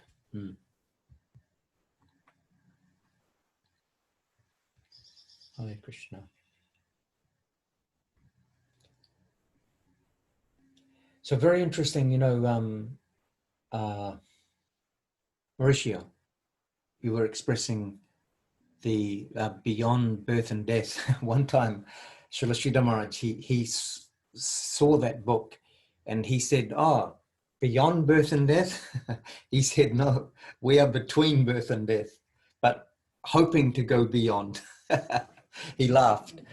And he said, yes, the goal is beyond birth and death, but now we have to learn how to attain that state between our birth and death, which is the sadhana, the practice. Very interesting. You see often Srila Sridhar Maharaj in his teachings, he goes very deeply into the fine-tuning of the practice, and especially the science of faith, the science of sadhu sangha, how to associate, the quality of association. He's bringing us into a grounding position on how to increase quality of approach, because without quality of approach, mistake can be made. It's true, especially the spirit, the mood of bhakti, to gain knowledge and to embrace sannyas and this and that, so many things. But then if the false construct, the false ego, we become proud and we begin to suppress others or play monopoly with the path, or superiority complex with others, or challenge other great masters, that this will delay. So he, ontologically expressed many things of how to increase the quality of the approach to the divine, to the Krishna conception. And no doubt we find in the history that Swami Maharaj Prabhupada in his last years expressed, yes, now that I'm leaving, after he announced his departure in Rishikesh, please, take guidance, take shiksha from Srila Sridhar Maharaj. He'll help you as Westerners. I've given my books, I've given what I can in these short 12 years. He can assist you and help you. And so no doubt for those who are fortunate to have, who are awakened to that revelation instruction, they've come and they've taken that shiksha, that shelter. So the approach up the mountain of gold, the quality of approach, the proper approach to the path of bhakti. So 3 masters, and then of course, Srila Sridhar Maharaj revealing and establishing Srila Govinda Maharaj. So we're in safe hands with the tri-gurus, the heavyweights of the bhakti realm. Experts from everything, how to approach the sadhana, the higher revelation of the destination, the path, many things.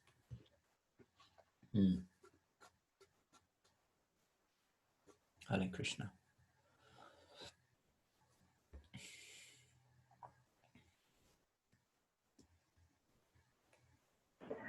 Really appreciate your share, Bree, get connecting us. This is you're coming into a whole group of strangers, and what do we even practice, and what are we even doing? And I know we've connected through Instagram just like a little bit, and yeah, I just wanted to just help you feel like you're really welcome here, and you're really included, and that this is a safe community.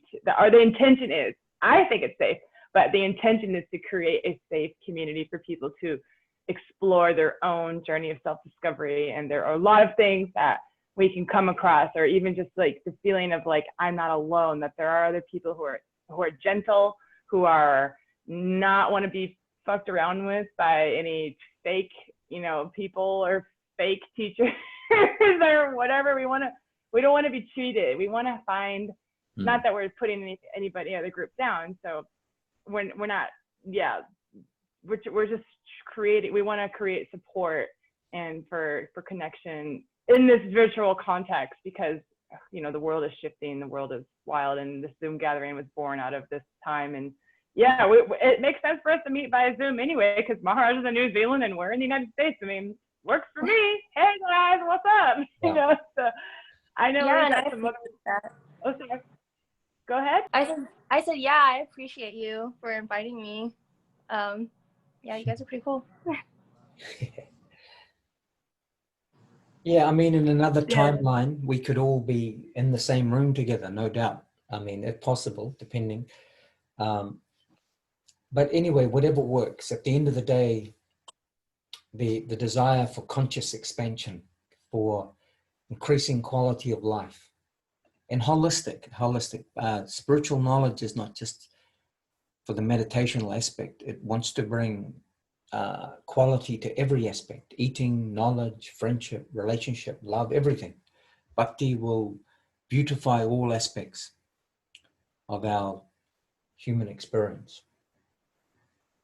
Everything. It's bringing all auspiciousness, clearing, helping, purifying.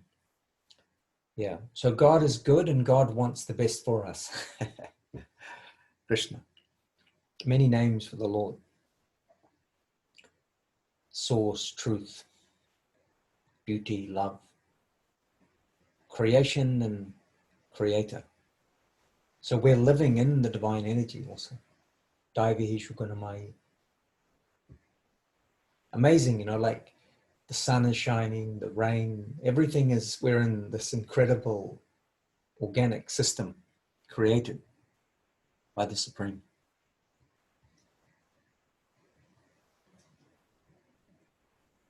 Gurudev would always express, God is kind, Krishna is kind. So he accompanies us in our heart as the Paramatma. But he wants to see us return. He wants to see us in our original state, Krishna conscious state. And so hence this expression, which will come up always in satsangs, to be a little open to the prospect, a little open to the divine education. And that process, that time, the higher will give us all the time we need. And it's our journey, our choice always. And at our speed also. So love is wanting to attract us. Divine love is, Krishna is wanting to attract us back to home. And so that process is also made easier in the loving company of others who will go through similar experiences, similar feelings, reflections also. I often reflect that we're all moving through very similar experiences as human on the planet. The politics, we all visit supermarket, the Western world, the television, the world presented to us. It's all pretty much similar everywhere. And how to make sense of it, how to navigate to have the best quality of life, the best experience. So, but of course, the deepening spiritual element is often what's missing in the Western experience, in the modern living across the world, So the balance between the material and spiritual.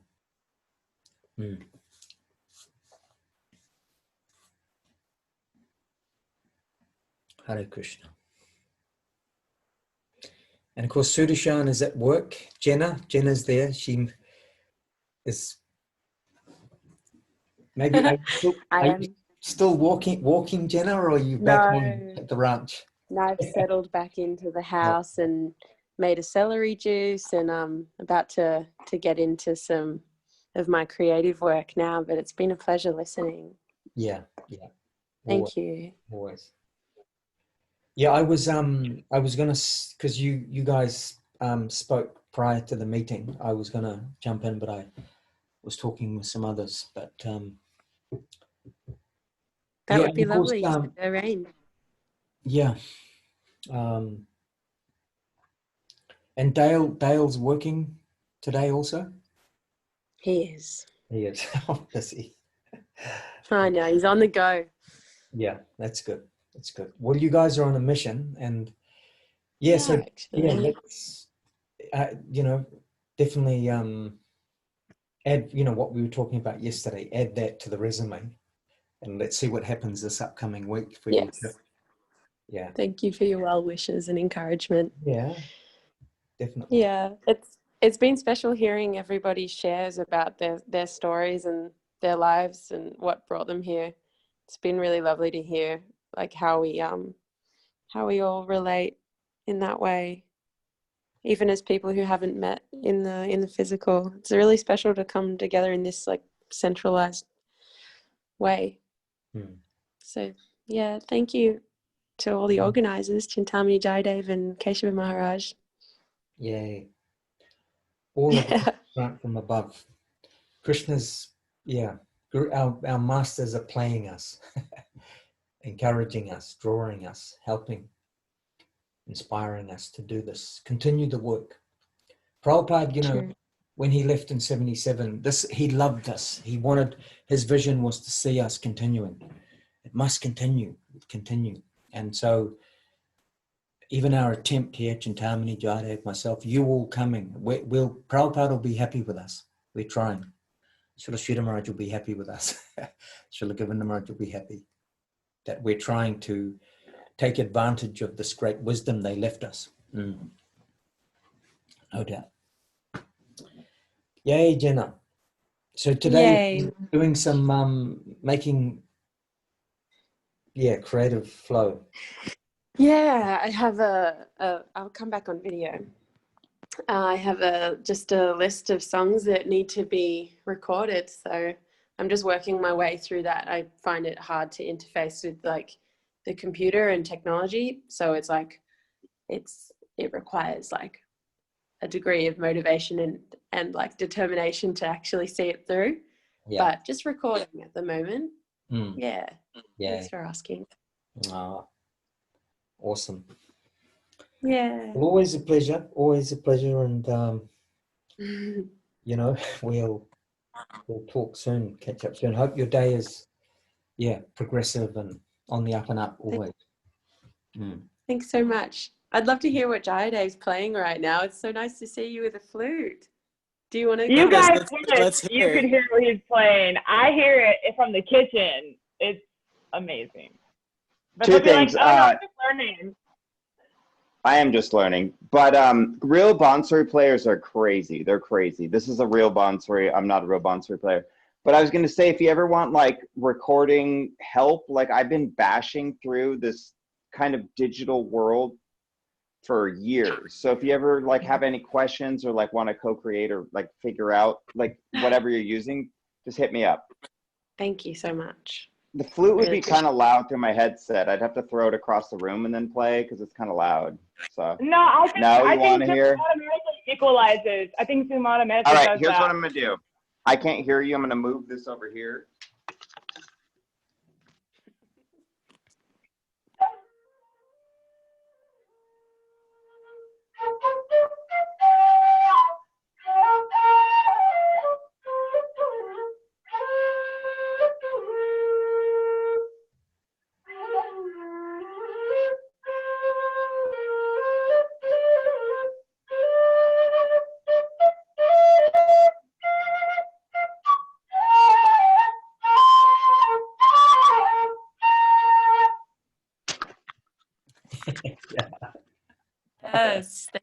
you. Awesome. Thank you. Yay. What does it feel like to play the flute? Do you enjoy it? Does it feel fluid, natural, or challenging? Okay. I was tripping out because I'd never heard myself play. I just play the flute and I'm kind of like learning it. And so really quick story. I consider myself not a woodwinds guy. I'm a strings guy. I'm a keys guy. I'm like a digital guy. And one day someone's like, just take this flute. Trust me, you'll start playing. And I'm like, no way. No way. Just trust me. I don't play flutes. I don't play woodwinds. I don't play horns. I don't play anything that's like that blowy thing. And I've tried maybe like a silver flute once or twice.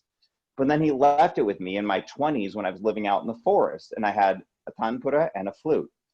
And eventually somehow just connecting with getting the sound out of it, you know, I was like, whoa, I can play it. Anyways, it was put down for years. But all of that, cool, whatever. I got this one because I was trying to get a professional one for maybe recording or whatever, but I still don't consider myself a flute player. For the first time yesterday, I was thinking of selling one of Chintamani's flutes. So I was going to kind of like make it sound good so that her potential buyers of the flute could, I don't know, like be inspired to buy the flute because they, oh, that sounds good, I want to buy it. And then I went back and listened to it, and the sounds that were coming out of it, I didn't even realize I made those sounds. Like I didn't understand. I'm like, I didn't even think of those sounds. I didn't realize while I was playing it that those sounds were coming out. And I also kind of think a lot about how crazy it is that God, and I mean God in a bunch of different cultures, this is the thing he plays. How crazy is that? And we can actually, they exist in this world. Like, how crazy is that? Anyways, I'd say it's a very, very beautiful, intuitive instrument. And I'm surprised at what comes out of it, despite my own limited awareness and knowledge, how intuitive it is. It's beautiful, especially bamboo, specifically Vangshi bamboo. Amazing. Yeah, very deep. And yeah, it is very free. And I'm like very technical musically, but there's something very free about the flute. Once you get the technical parts, like the way you have to execute the scale and all these kinds of things. Yeah. I just bought another one. Actually, during the Zoom call, I just bought another one of these professional Bansuri. Anyway. Wow. It looks like it's the length of your arm. Like, is that a big, long flute? Like, it's huge. Cool. The one I just bought is actually going to be about that long, and it's a little more bass. This is very high. Can't you hear how high? That's a little high. It's loud, like very loud, high-pitched flute, even this size. Even though it's considered a bass flute, this is about silver flute length, or like a little, maybe like about that much longer than silver flute. But the higher the pitch, the louder it is. Like, I can't even play this in front of Chintamani. Like, I'm like, hey, Chintamani, listen to me play. And just like, it's like too loud and high pitched, and it hurts her ears. Ask her. So I just now literally, what's that? I was asking Chintamani, is this true? It's true. I don't know why. Hun, if you're gonna play it in the van, you gotta go to the back of the van. Like, I'm up here, like, it's maximum space apart, you know, like, you're over there, I'm over there. Even in the house, I have to like get out of the room and like, oh, honey, it sounds nice, from like 2 rooms over.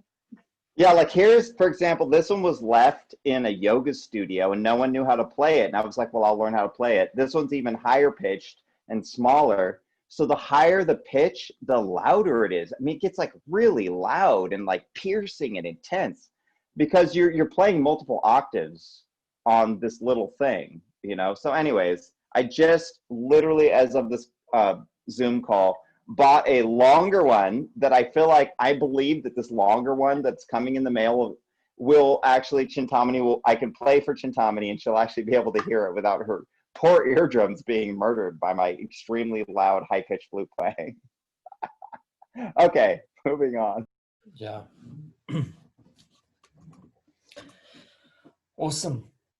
Hare Krishna. Jai Sachinandana. Mm. Is it time for the next chapter of your day, Maharaj? Yeah, we're coming up 2 hours. We officially, the flyer says we close at 6 p.m. Pacific time, aka 11 a.m. AEST. How many time zones does Australia have? I heard 6. Is that true? I don't even know that, but we have a few. That's wild. If we have 6, that's too many. At least 4, for sure. I was kind of trying to figure out what time zone the Aussies and the New Zealanders were on, and I was like, holy cow, there were a bunch. And I got kind of confused because of how many there were. I think it's like 4 maybe, right, Maharaj? 4 maybe? I think 4 in Australia, because you have Western Australia. That's many hours, right? That's like, yeah. And then you have Queensland time, you have New South Wales time. Yeah, Northern Territories is Northern different. Territory, and then Western Australia. So yeah, I think 4. And then, so we're 2 hours behind Victoria, New South Wales time, and then 3 hours behind Queensland time. And I believe Western Australia is 5 or 6 hours difference to us. Western Australia, because it's a big continent. Australia, it's the place where the Kshatriyas of bygone eras would let off the Astra weapons. Australia, Astra. Really? Yes. Yeah, I've not heard this. Yeah, they would let off the nuclear bombs from the arrows. In Astra. That's why Australia is all barren, because the nuclear wars and weapons unleashed. According to Swami Maharaj Prabhupada, he expressed that once. Russia, rishis, the land of Rishi, Russia. And then Astra, Australia. Some connection with Astra, the Brahmastra weapons. Yeah. And then there is also some type of theory that descendants from South India left from there and went to Australia. I think Jayadev Prabhu was mentioning something like that. South India. No, well, I was mentioning how all the continents were originally, when they talk about Mahabharata or Bharatavarsha, the original one country, it was all the continents. They were one island, and it's separated into 7. Yeah. And the Nagas and Maya went to the south, like Mexico and South America, which is where the Maya people, who are the followers of Maya Danava in the Bhagavatam, and then Russia, went north.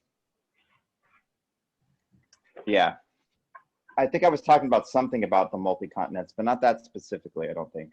Yeah, Shivites from the south went to Australia, the Aboriginals. Yeah, the Shivites, and that's why. Would you say they went to Africa too? Africa. Yeah. Yeah, because the dreadlocks and no doubt, clear. Many connections there. Like you look at South Indians, like the South Indians are more like dark than even most Africans. Like they're like dark. Certain South Indian cultures. Definitely. Yeah. Yeah, that no doubt connection with the Vedic empire, Vedic world. Garuda, Mauriyam, also even the cultural and spiritual aspect connected. Many things. Even very deep, like if you go deeply into some of these cultures and their traditions, you'll go, oh, that's Vedic. That's all Vedic, coming from Veda. Even how you prepare, like in Maori culture, you can't take your shoes into the meeting house. No question. The shoes off. It's like Vedic culture. The departed, and also at the time of the tangi and the burial, that there is all the elders start chanting mantras to bring the ancestors to take the departed soul to the Pitraloka. Pitraloka means the ancestral worlds. So yeah, lots of connection there. Jenna, you're departing, it looks like. Oh, is that because I was doing this? I know, Oh. because you did pranams and hearts and I think we were all just congratulating Madhura Nita. nice. So, Yes. yeah, Chandrika Sundari, Devi. Yeah. Yeah, we she must be busy with the babies. Oh yeah, she Chandrika. got a new, like, she's trying to find something for her altar. So Awesome. Yeah. Awesome. So we did that yesterday, and today I also, Chintamani and Jayadev, we can, and Arti also, I have 3 more sets here. So we can, you know, be active to organize that.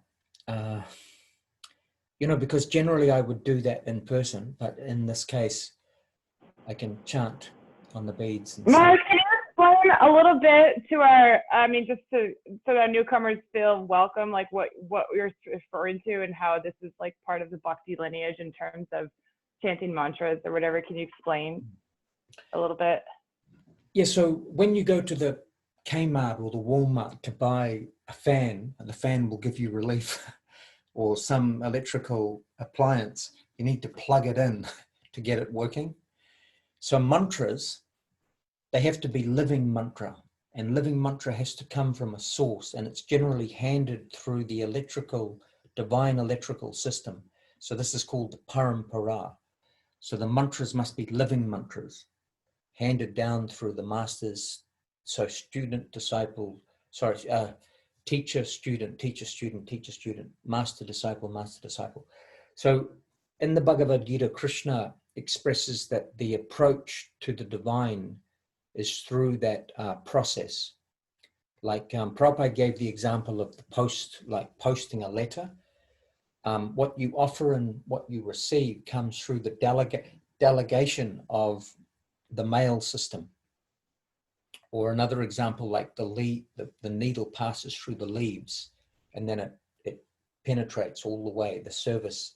So descending current, ascending, connection to the divine through the parampara. Disciplic succession is the line of masters, students, or teachers, students, all the way back to Krishna in his appearance 5,000 years ago. So the mantra should be a living mantra from the power source, divine power source. And then that way the substantiation to the seed, the initiation is so you receive the mantra, you're given a new name, and the guru will chant on the beads. And the teacher must have received his mantra from a bona fide guru also. So it's in the line of disciplic succession. And so when given that mala, the goodwill of all the experts of divinity is there in the beads, there in the Mahamantra. And then you're guided by the teachings of all the predecessor acharyas. So the growth of that seed of faith is nurtured by an ocean of wisdom, of transcendental science. So in our case, Srila Govinda Maharaj, Srila Sridhar Maharaj, Srila Prabhupada, the experts of the Bhakti Yoga world. And so then it will grow nicely, it will be nurtured properly, you'll be guided by a living teacher who was also trained by a living teacher. So that the mantra should be a living mantra. So no doubt you can read Maha Mantra from a book, or you might say, oh yeah, I'm going to chant, and you grab beads, you go to a shop. So no doubt that will bring some auspicious result, but mantra given in the proper formula is then a living, fully empowered, and full current is present in the mantra received through that system, because it's connected to the divine power station. And so at some point in the Bhakti Yoga tradition, generally everyone will come into that point as their faith develops, as they begin to explore and understand more of the great tradition. It becomes inevitable to receive Maha Mantra from a teacher. But in that process, there is, the exploring and the understanding. There are many teachers of Bhakti Yoga. But the point being is that they will have had to have been trained properly in a lineage or a current, a bona fide current.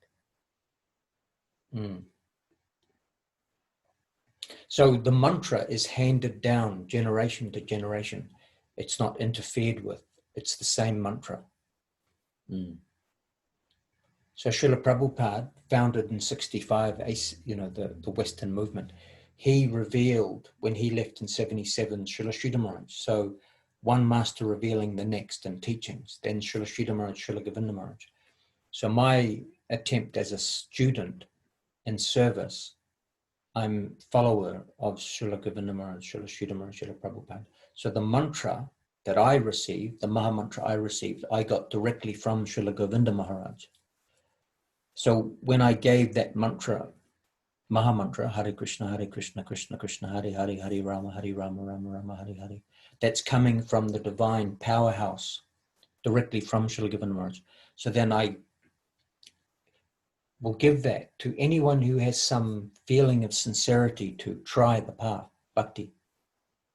So Madhura Nitai yesterday, Chandrika Sundari, Sudashan, so many.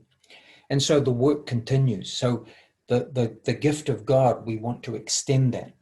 So this mantra is not our own. We are conduits for the mantra. But we receive the mantra from our own gurus, and then we want to distribute that to whoever's a little sincere to pursue the path of the Vedanta, bhakti. And then, of course, it has potency because the mantra definitely should be given and transferred in the unbroken lineage. So then you say, if you approach somebody and they go, I can give you mantra, where did you get your Maha Mantra from? That Maha Mantra should come from a heavyweight, an established Bhakti Yoga expert master. So Srila Govinda Maharaj was, transcendental expert. So then I received that mantra from him, and then, so the work continues. And he wanted that. And this is, Krishna. So before we approach the mountain, we go through the foothills. So the masters train us, guide us, awaken within us that great wisdom in a loving, personable way. So the necessity for guru is as a loving guide, a friend that is there to assist you personally on behalf of the whole lineage in the detail, the education. So holistic, so loving, affectionate. Swami Maharaj Prabhupada would always sign off, your ever well-wisher. The guru is the well-wisher to see you shine and come into your potential. Externally can look like, no doubt, that the position, we know in the Western sector, the guru position, of course, can be an abused position, but it's not a play of monopoly. The guru is a student doing that service to awaken your potential. So the real guru wants the students to be more than him.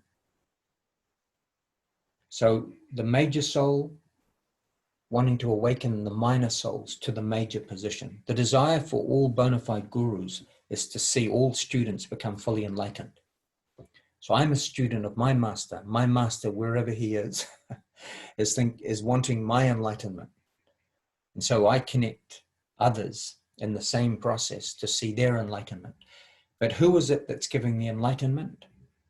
The player, Radha Krishna Mahaprabhu. We're all aspiring conduits to see the great work transform us all, the great current, the Dhara. So initiation is the beginning of that prospect. And between here and perfection may be many lifetimes. So over those lifetimes, many numbers of gurus may assist you. But in this birth, your guru will assist you, and then your godbrothers, godsisters will also assist you. The predecessor acharyas will assist you. Actually, many gurus are assisting you. It's not one. You'll have your direct guru, but then his guru's guru is also your guru. Srila Prabhupada is your guru, Srila Sridhar Maharaj, all the parampara. And ultimately, who's the original guru? God. So God's the guru. We're the instrument trying to do the service, the work. And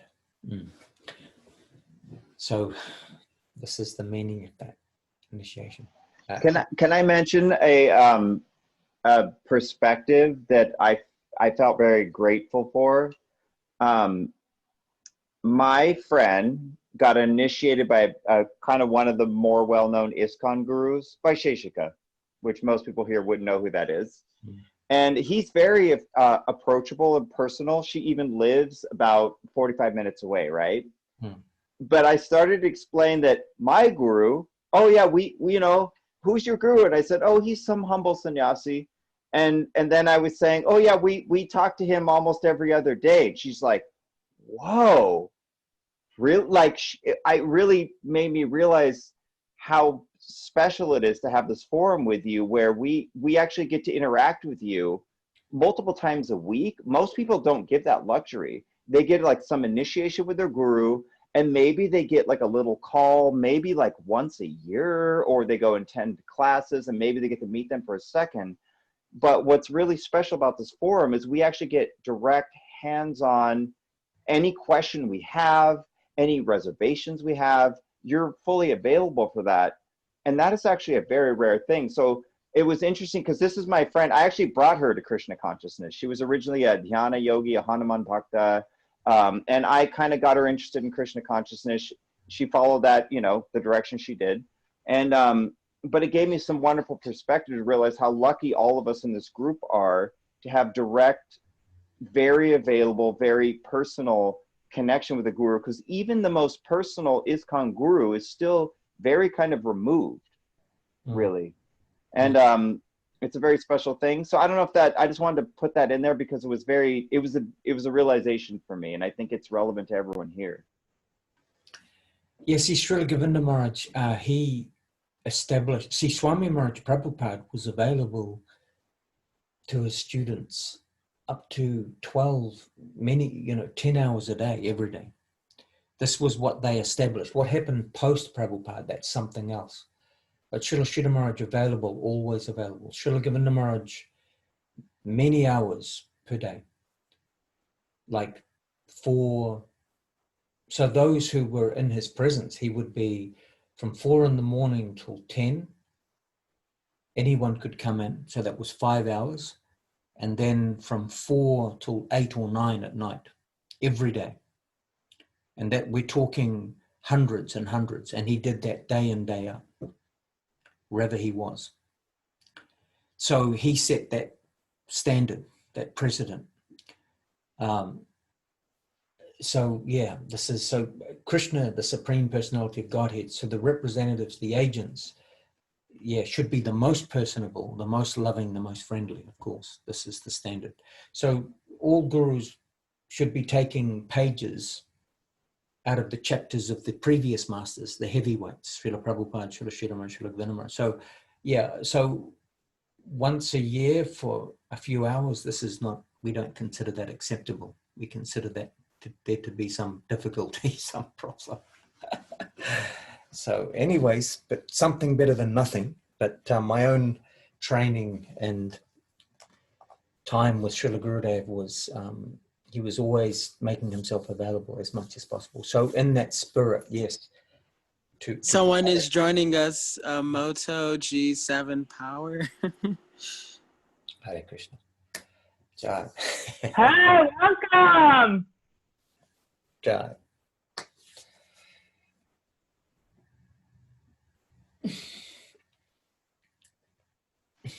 Hey, he's getting there. Listen, I'm just going to go to the bathroom. I shall be back in 1 minute. Please welcome our friend, our new guest. Thanks, Guru Maharaj. We will. Hare Krishna, Moto G7 Power. Who are you? Tell us about yourself. Oh, my name's Adam. I don't know what to tell you. Where are you? What did you have for dinner? What do you like about life right now? Anything, literally anything. Oh, how did you hear about this? Right now, actually, I'm happy that I got to be here. I didn't even think I was going to have service for a bit, so, but I was able to connect luckily. So, what did I have for dinner? I haven't had dinner yet. I'm still waiting on dinner.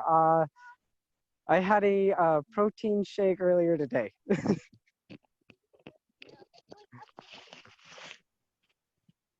And Madhura, I wanted to know how you found out about this meeting.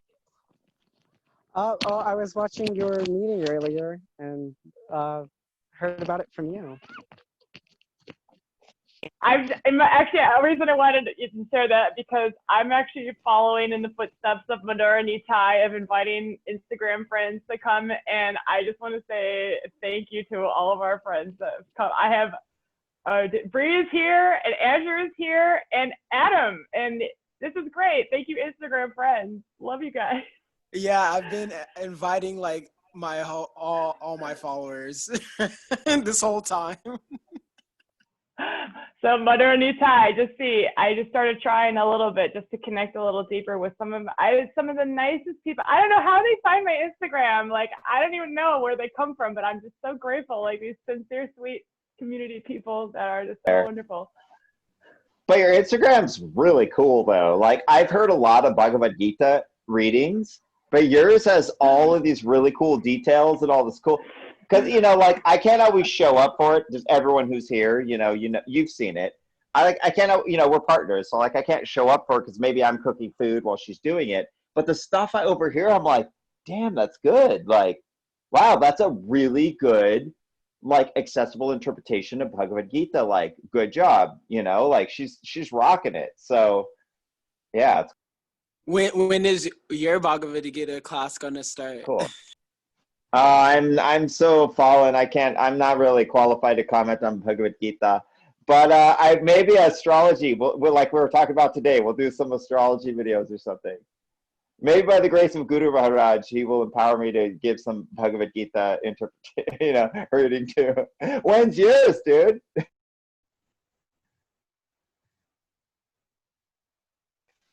Yeah, when's yours, Madhura Nitai? Bye, Jenna. Have an amazing creative day. Bye, Jenna. Rock on. Fun. Yeah. Thank you. Rock on. Yes. Thank you. Wait, like this. Yeah. Yeah.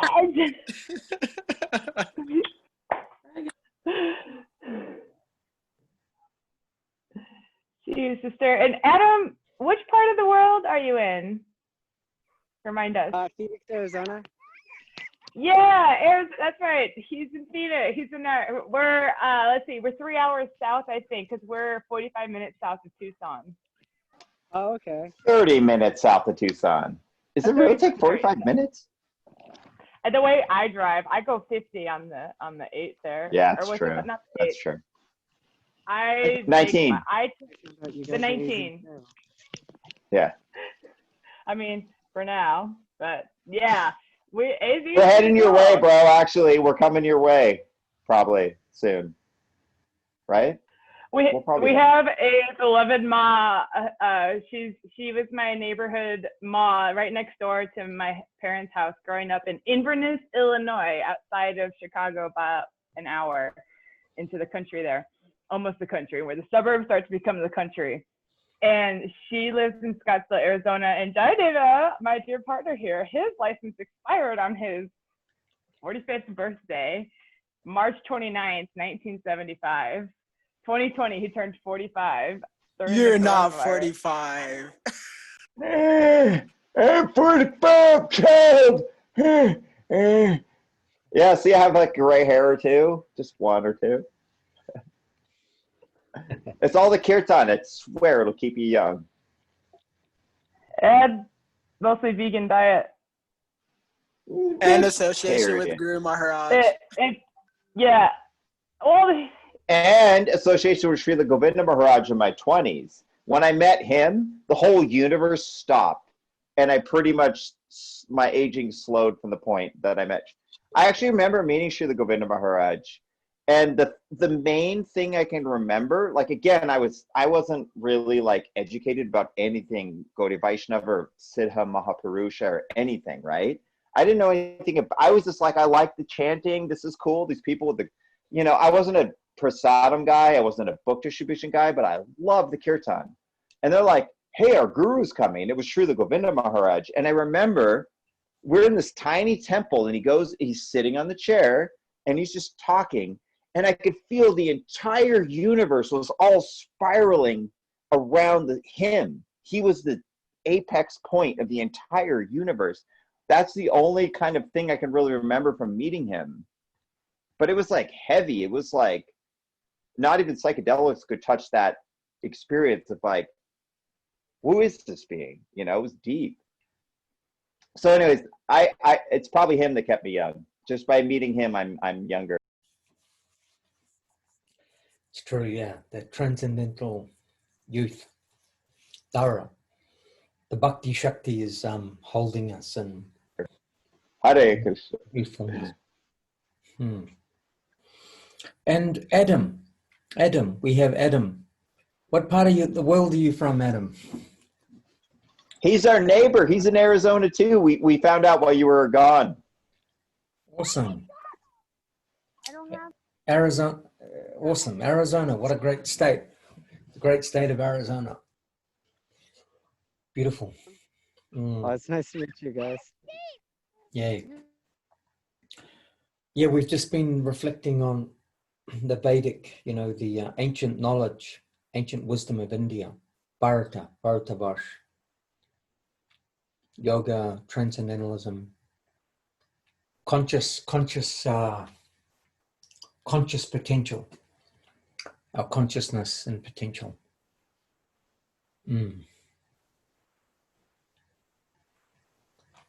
And what part of the world are you in, Maharaj? I don't know, actually. Physically, you mean on this planet? Like what part of the world? What world? Yeah, how about which dimension? Like, okay, you can see multifaceted. Like, tell us where all your different dimensions of your consciousness are from. I'm in Auckland City, physically. New Zealand. New Zealand is a very, I think my nephew, he married, or is not married, but he's in a relationship with a Canadian lady. And she was expressing that New Zealand is similar to Canada, green and leafy, and but not as cold in the winter. But, you know, similar type of environment. But yeah, New Zealand. I was born in New Zealand, but I spent 10 years living in the United Kingdom, in the great city of London. That was an experience. I guess, you know, it's like living in London's like living in New York, I think. That type of big city. And in my time in Bhakti, Srila Govinda Maharaj, that was one destination he would visit many times every year, the city of London and the ashram there. So I was very fortunate that through my household years, as a householder, many times Gurudev would come, and Gurudev came to the house that I rented with my partner at the time, came for a cup of tea and biscuits. So, yeah, he was very informal, relaxed, you know. Telling us about how when he was younger, he loved riding horses. And yeah, so anyway, London, and we have a small ashram in London, now one in West London at the time, that mission, the mission he was managing. Yeah, so he would come through on his way to Russia. So we would often go out to Heathrow Airport and see him there at the airport. And many students would come from around Europe, so it was always really packed. And every day from 4 a.m, you know, he would be there open for darshans and discussions. And everything, no script, nothing, never any script ever.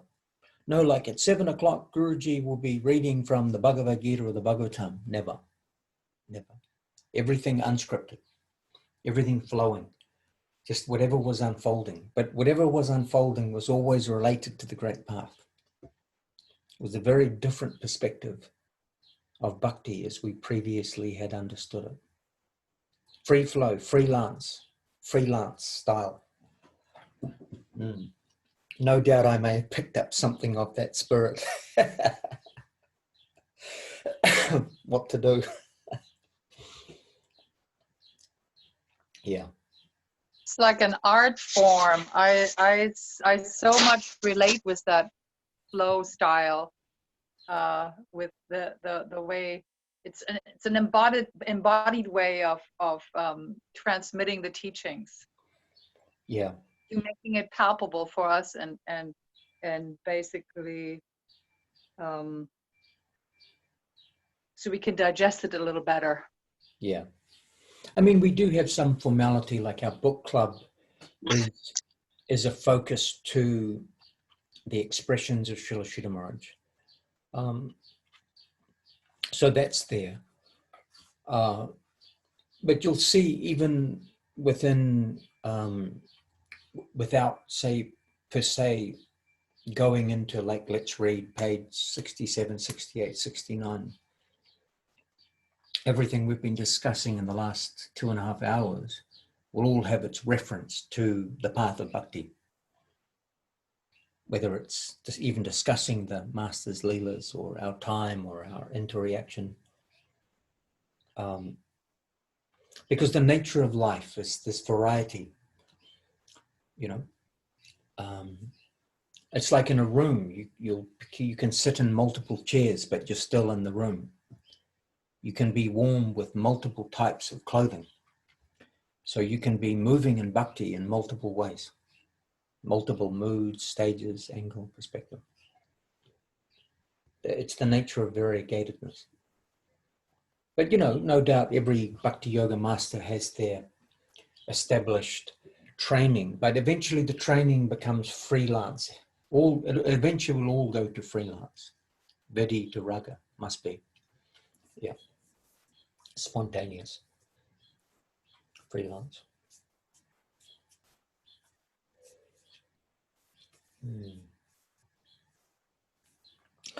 And Adam, I see that you're beside one beautiful pond or lake or river, perhaps. Yeah, we're on Lake Pleasant. Is it called Lake Pleasant? Yes. Oh, Lake Pleasant. A Lake Pleasant and Pleasantville.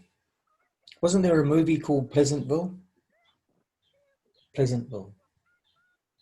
Not too sure.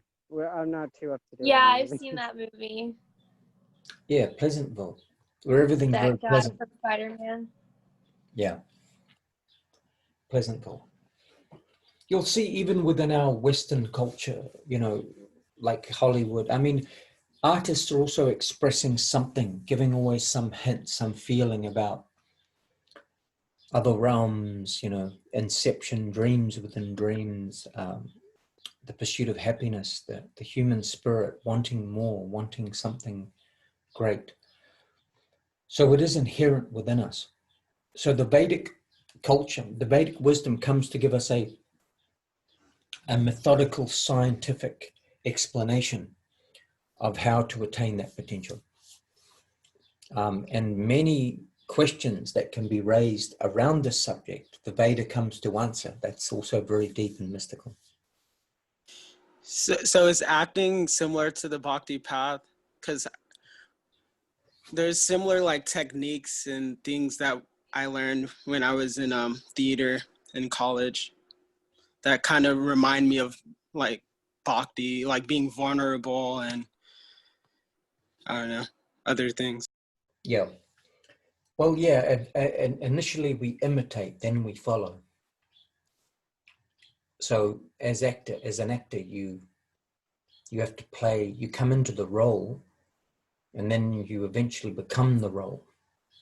You take on the pose of the role, then you become the role. It's true in the material system, everyone is posing through so many different roles, but then you have your original spiritual role, which is to be a lover of truth, beauty, divinity. So even from the perspective of a director, Hollywood, a movie. We are living in a movie, a living movie. The props are created by God. And then there is the original you that is yet to emerge, the golden you, the golden self. So there's the false construct that surrounds the golden self. And that's the mask, that's the alter ego that has to be eventually dropped. Bhakti yoga will help us in dropping the false construct. And the real you will emerge, the shining, bright, loving being that you are will emerge from out of the different roles. So eventually you'll step off the stage and you go, oh my goodness, I finally, with the real, well, Slim Shady, please stand up. With the real Madhura Nitai, please come forward. With the real Keshava Maharaja, Andrew, Adam, Jayadev, Arti. Who are we? Who are you? I really want to know. So the real you, Bhakti will reveal the golden self in time, gradually. So every point can be relatable to the field of divinity, Bhakti. According to Veda, we're traveling through many lifetimes, many systems, reincarnating through, so these are the vehicles, and the vehicle changes. You see, I was a 30-year-old, 40-year-old, now 50. And so we move, and this is why we're beings that are looking for security within a completely insecure realm, in the sense that it's always constantly moving and changing. So the security we'll find is connect with source, connect with truth, connect with the foundation of the world. The foundation is love, God, creator. All the ancient cultures spoke of this. To be brave, to be noble, means to go back to this state, the state of truth, love, beauty.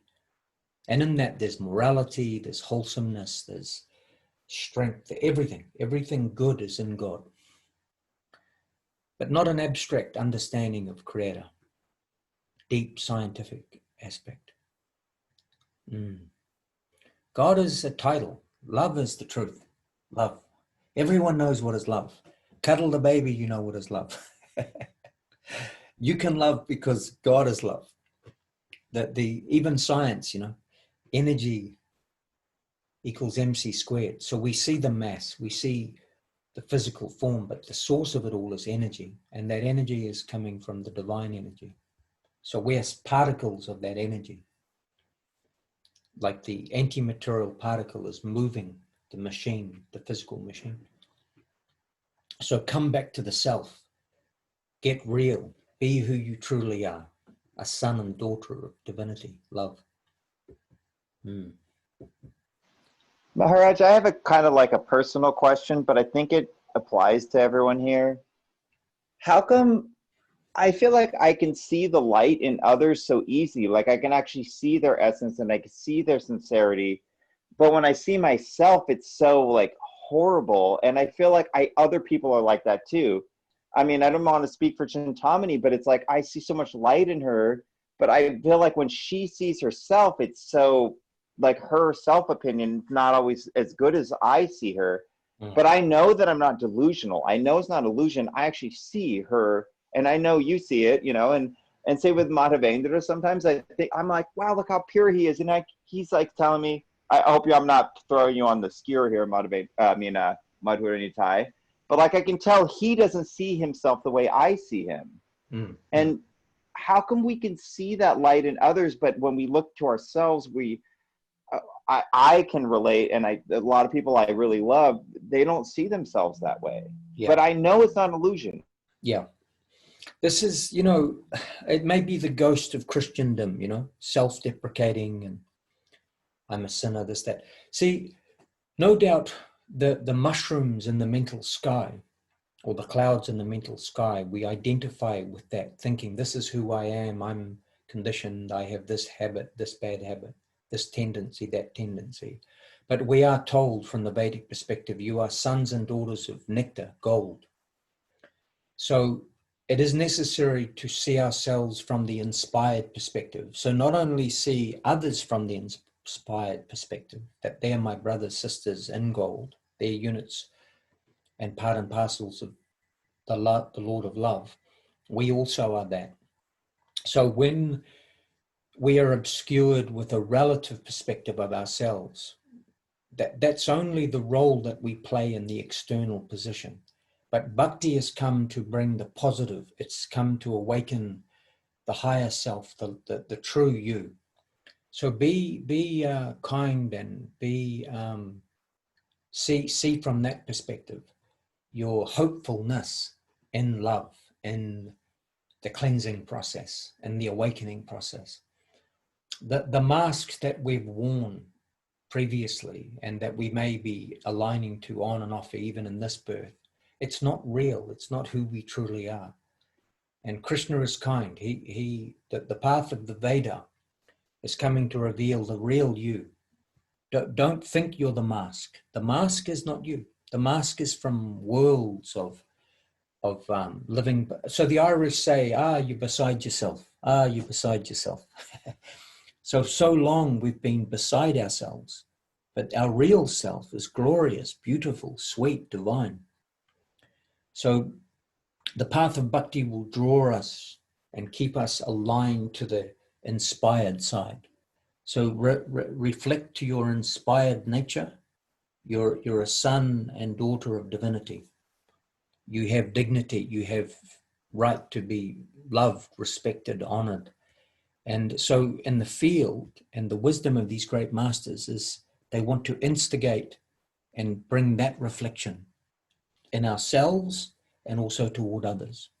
The world tells us you're fallen, you're low, you're not worthy, no, this is all self-deprecating. This is not good, because you see, the hopeless position is the wrong position.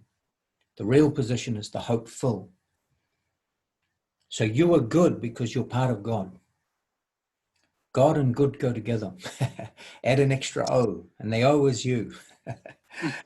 So does that also apply to like talents one may have? Like, yes, it's all coming from Guru, all coming from God.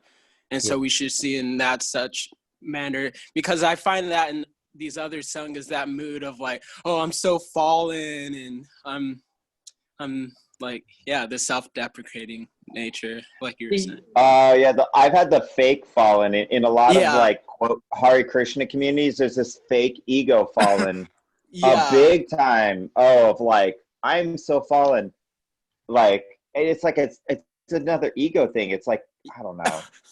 What was that thing that Srila Prabhupada said, Maharaj, when someone was saying they were the most fallen? He said, "You're not the most anything." Because I wanted to hear it from you, Maharaj.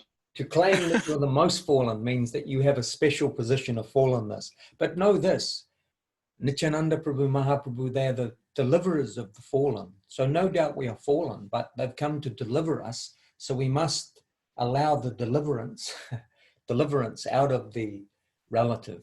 See, you sons and daughters, this is why Srila Sridhar Maharaj said, you sons and daughters of truth, you're born from truth. You are truth. Don't be satisfied with anything but truth. You sons and daughters of love, you're born from love, you are love. Don't be satisfied with anything but love. You sons and daughters of beauty, you came from beauty, you are beauty. Don't be satisfied with anything but beauty. So let's get real here, folks. This is the real. The real is that there's great hope. We don't want to be cowed down and enslaved and told that we're not worthy. Every being is worthy of love and beauty and truth. So no doubt it's a fortune, and we'll always feel humbled in front of the great wave, the tidal wave of love. But we have our position to stand in front of the dignity. But the world will tell us, no, you're just a bunch of chemicals. Your life is worth nothing. You didn't pay your mortgage, we'll throw you to the street. This is undignified. This is lower materialistic consciousness. Everyone is sacred. Every being is sacred. Give honor. Return to the noble ways. Be in honor of the creation, and the living entities within the creation, because it's all the work of God, all the work of the higher, the trees, the birds, the moon, the stars, our brothers, sisters. This is the problem, is that the world is not being drawn into this consciousness. So then we can hate and we can dismiss, but it brings chaos. It brings chaos. We have to try to come into this loving vision of ourselves and others. To truly love yourself, connect with the source of love. Connect with Creator. Connect with your own, home comfort. You're not a foreigner wandering in the foreign land. You have a home. You are loved. And you won't be alone in that awakening. Look at many brothers and sisters will be moving with you in that awareness also, the spiritual revolution. So long we've been told you're this, you're that. Everyone has identity crisis in this system. So now the Vedas are coming to say no more identity crisis. You're a son and daughter of love. Stand in that dignity. Serve love, emanate love, instigate love, divine love, service to source, to Radha Krishna. So what is the balance in like being open to receive the mercy? Because like in the case of like Queen Kunti, she was like praying for suffering because she said that's when she can remember Krishna the most. And I find that when people are doing, I guess, well relatively or materially, they don't seek out that mercy, or they're not as receptive to look for that mercy. Yeah. Everything depends upon consciousness. It is true in suffering, there may be an increased hankering. But Queen Kunti is, of course, high level Vaishnavi. So when the suffering came for her, she dived deeper into the loving embrace of the higher. But at certain stages of sadhana, Gurudev said, no, if you neglect your physical health and you allow suffering, that may distract you from the bhakti. So sometimes he would say to sadhakas, practitioners that were in India suffering, he'd say, leave this place, go back to the West and get healed. Your suffering will be your distraction. So depending on the stage, but it is true, ultimately the separation from divinity may increase the hankering for divinity, depending on the level of consciousness. But positive, progressive immortality, like act in such a way as to improve the connection to the hopeful divinity, practice, the sangha, the knowledge, the prospect. So positive prospecting.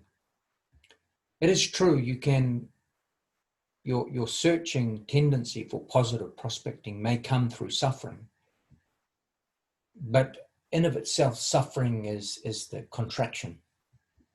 Suffering is not the natural state. Suffering is only a catalyst in this level, but the perfected... Couldn't we even say that the whole idea, the concept that you have to suffer to realize God, that's actually probably also a Christian kind of concept that we projected onto bhakti in a way? Yes, can be that way as also. So it's not that just through suffering we'll attain positivity.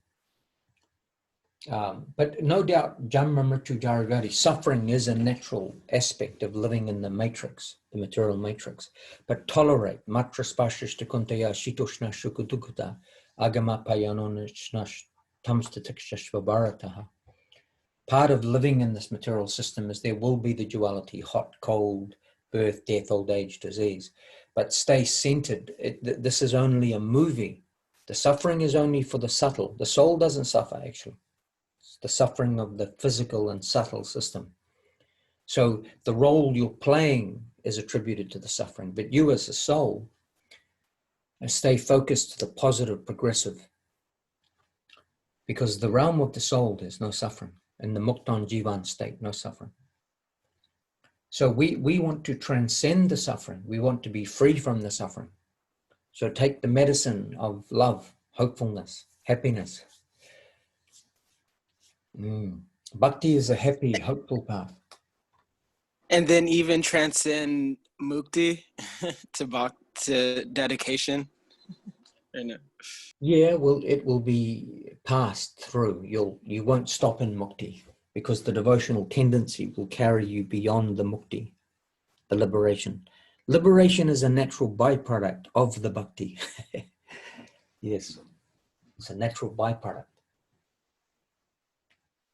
But mukti in of itself is home. We've been there many times. So, but bhakti is the final solution for the soul. It's home comfort. In the perfected, enlightened stage of bhakti, there's no birth, death, old age, disease. That's home, the spiritual sky. We're all going to the spiritual sky. Yes, and we're going to stay high in the spiritual sky. In the spiritual sky, you can say goodbye to blue house of heaven, my suffering, my karma, the downtrodden conception, all gone, dissolves once you enter the spiritual sky. Vaikuntha, no anxiety there in that realm. That's our potential. That's what's on offer for us. So choose. Is it better to serve in heaven or reign in hell? No, serve in heaven. Be amongst the noble. All brothers and sisters are part and parcels of the divine, but if you run from love, you run into fear. Fear is not a place to be. It's not natural to be in fear. In the contracted state, it's the artificial state. The natural state is to be expansive, to be loving.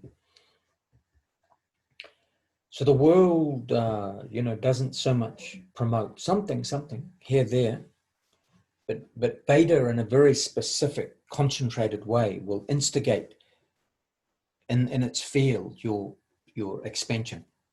Every aspect connected to this will instigate and usher your expansion, the danta. Even the talking, the moving, the feeling, the looking at another in the field will instigate expansion. So this is why the opportunity, rare opportunity for us. So positive, progressive immortality. It's possible, hopeful path. See, the hope is now filling up, increasing. The mayak, those without spiritual awareness, will make you feel hopeless. Because they'll say, you're just a bunch of chemicals. If I take you out, people say, maybe you should leave the gene pool. It's like, really?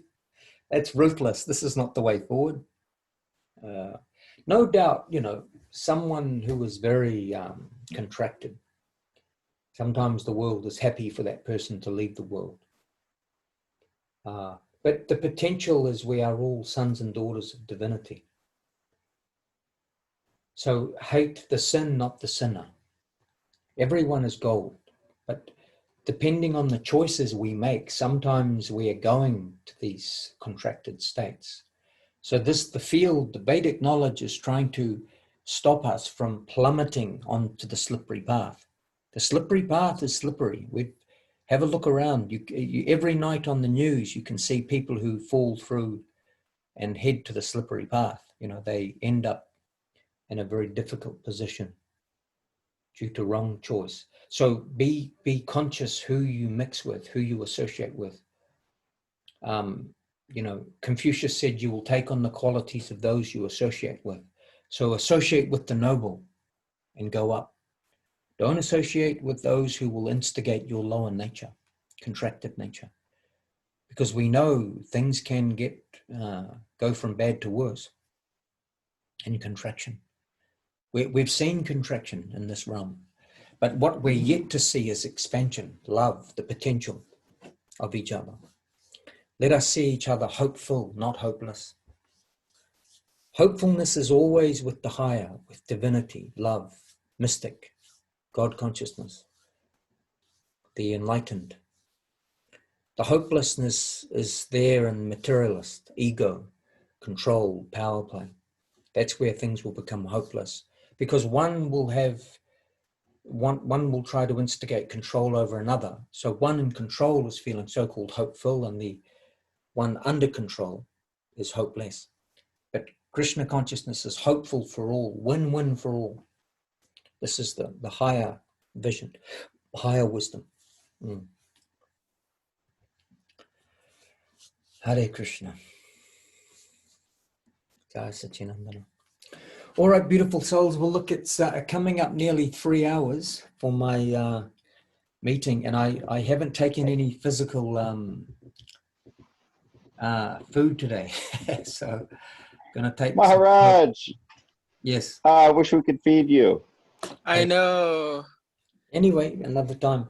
But I'm always very privileged. I thank you for allowing me to come into your arena and share many beautiful brothers and sisters.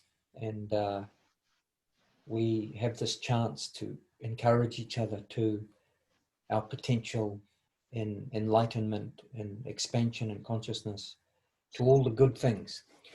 You know, the dreams that we had as children to live a happy, progressive life. Let's make it possible with each other. And we have great masters that can show us, train us, reveal to us how to come into our golden self, golden nature. And you are such souls, no doubt. The fact that you're in this and hearing and you're open, like I am also trying to remain open to that potential. Then let it continue, let it expand, let it accelerate. Let us all move together into the glory, into the divine order, not the new world order, the divine order, the new divine order, where love drives the bus, not some crazy psychopaths and sociopaths. So anyway, thank you very much, Adam. Always a pleasure, brother. And really nice to have met you. It was also nice to meet you and hear your words. Yeah, and feel free, you know, we're always here, Chintamani and Jadav, building community where love, affection, validation, empowerment, well-wishing nature, and family conception is established for each other in relationship to service to the higher, and where we can all come into our possible potential together and support reflection in a personal and loving way. And under the guidance of the experts, you know, many great masters have given so much knowledge. Jesus gave us so much, you know, so many to help us evolve, come to be good, progressive, the higher nature. So thank you for that opportunity. Always a pleasure.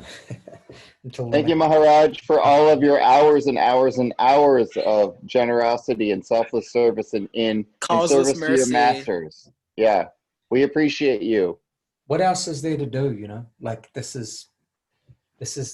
and we'll try in this life and the next. And eventually, Krishna, the divine will say, okay, they're so long, they're trying for the truth. Okay, I'm going to give them the truth. As long as we have loving souls, they're searching life after life. I will count all my lives as glorious. If I can have company like this, life after life, I'll be happy. Krishna knows our intention. Gurudev used to say, just maintain the intention. Everything will come through that. Keep trying. It's already being revealed to us. More and more will come. We're all, this is the greatest quest, you know, the aspiration for self-realization, for enlightenment. So, but we have each other to encourage each other. That's a great thing in of itself. So thank you for encouraging me, holding me in this service. Don't let me go. Hare Krishna. Hare Krishna. All right, Adam, Dhanyavad. big We'll hug, see Adam, you Jayadev, Sunday. Kamini, Arki, Andrew, Madhura, Anitai, Modi, Sudishan, Bree. Big hugs, lots of love, and onwards and upwards forever toward the great wisdom, the great truth. Hare Krishna. Dandavad. Hare Krishna. Hare Krishna. Dhanyavad. Dandavad.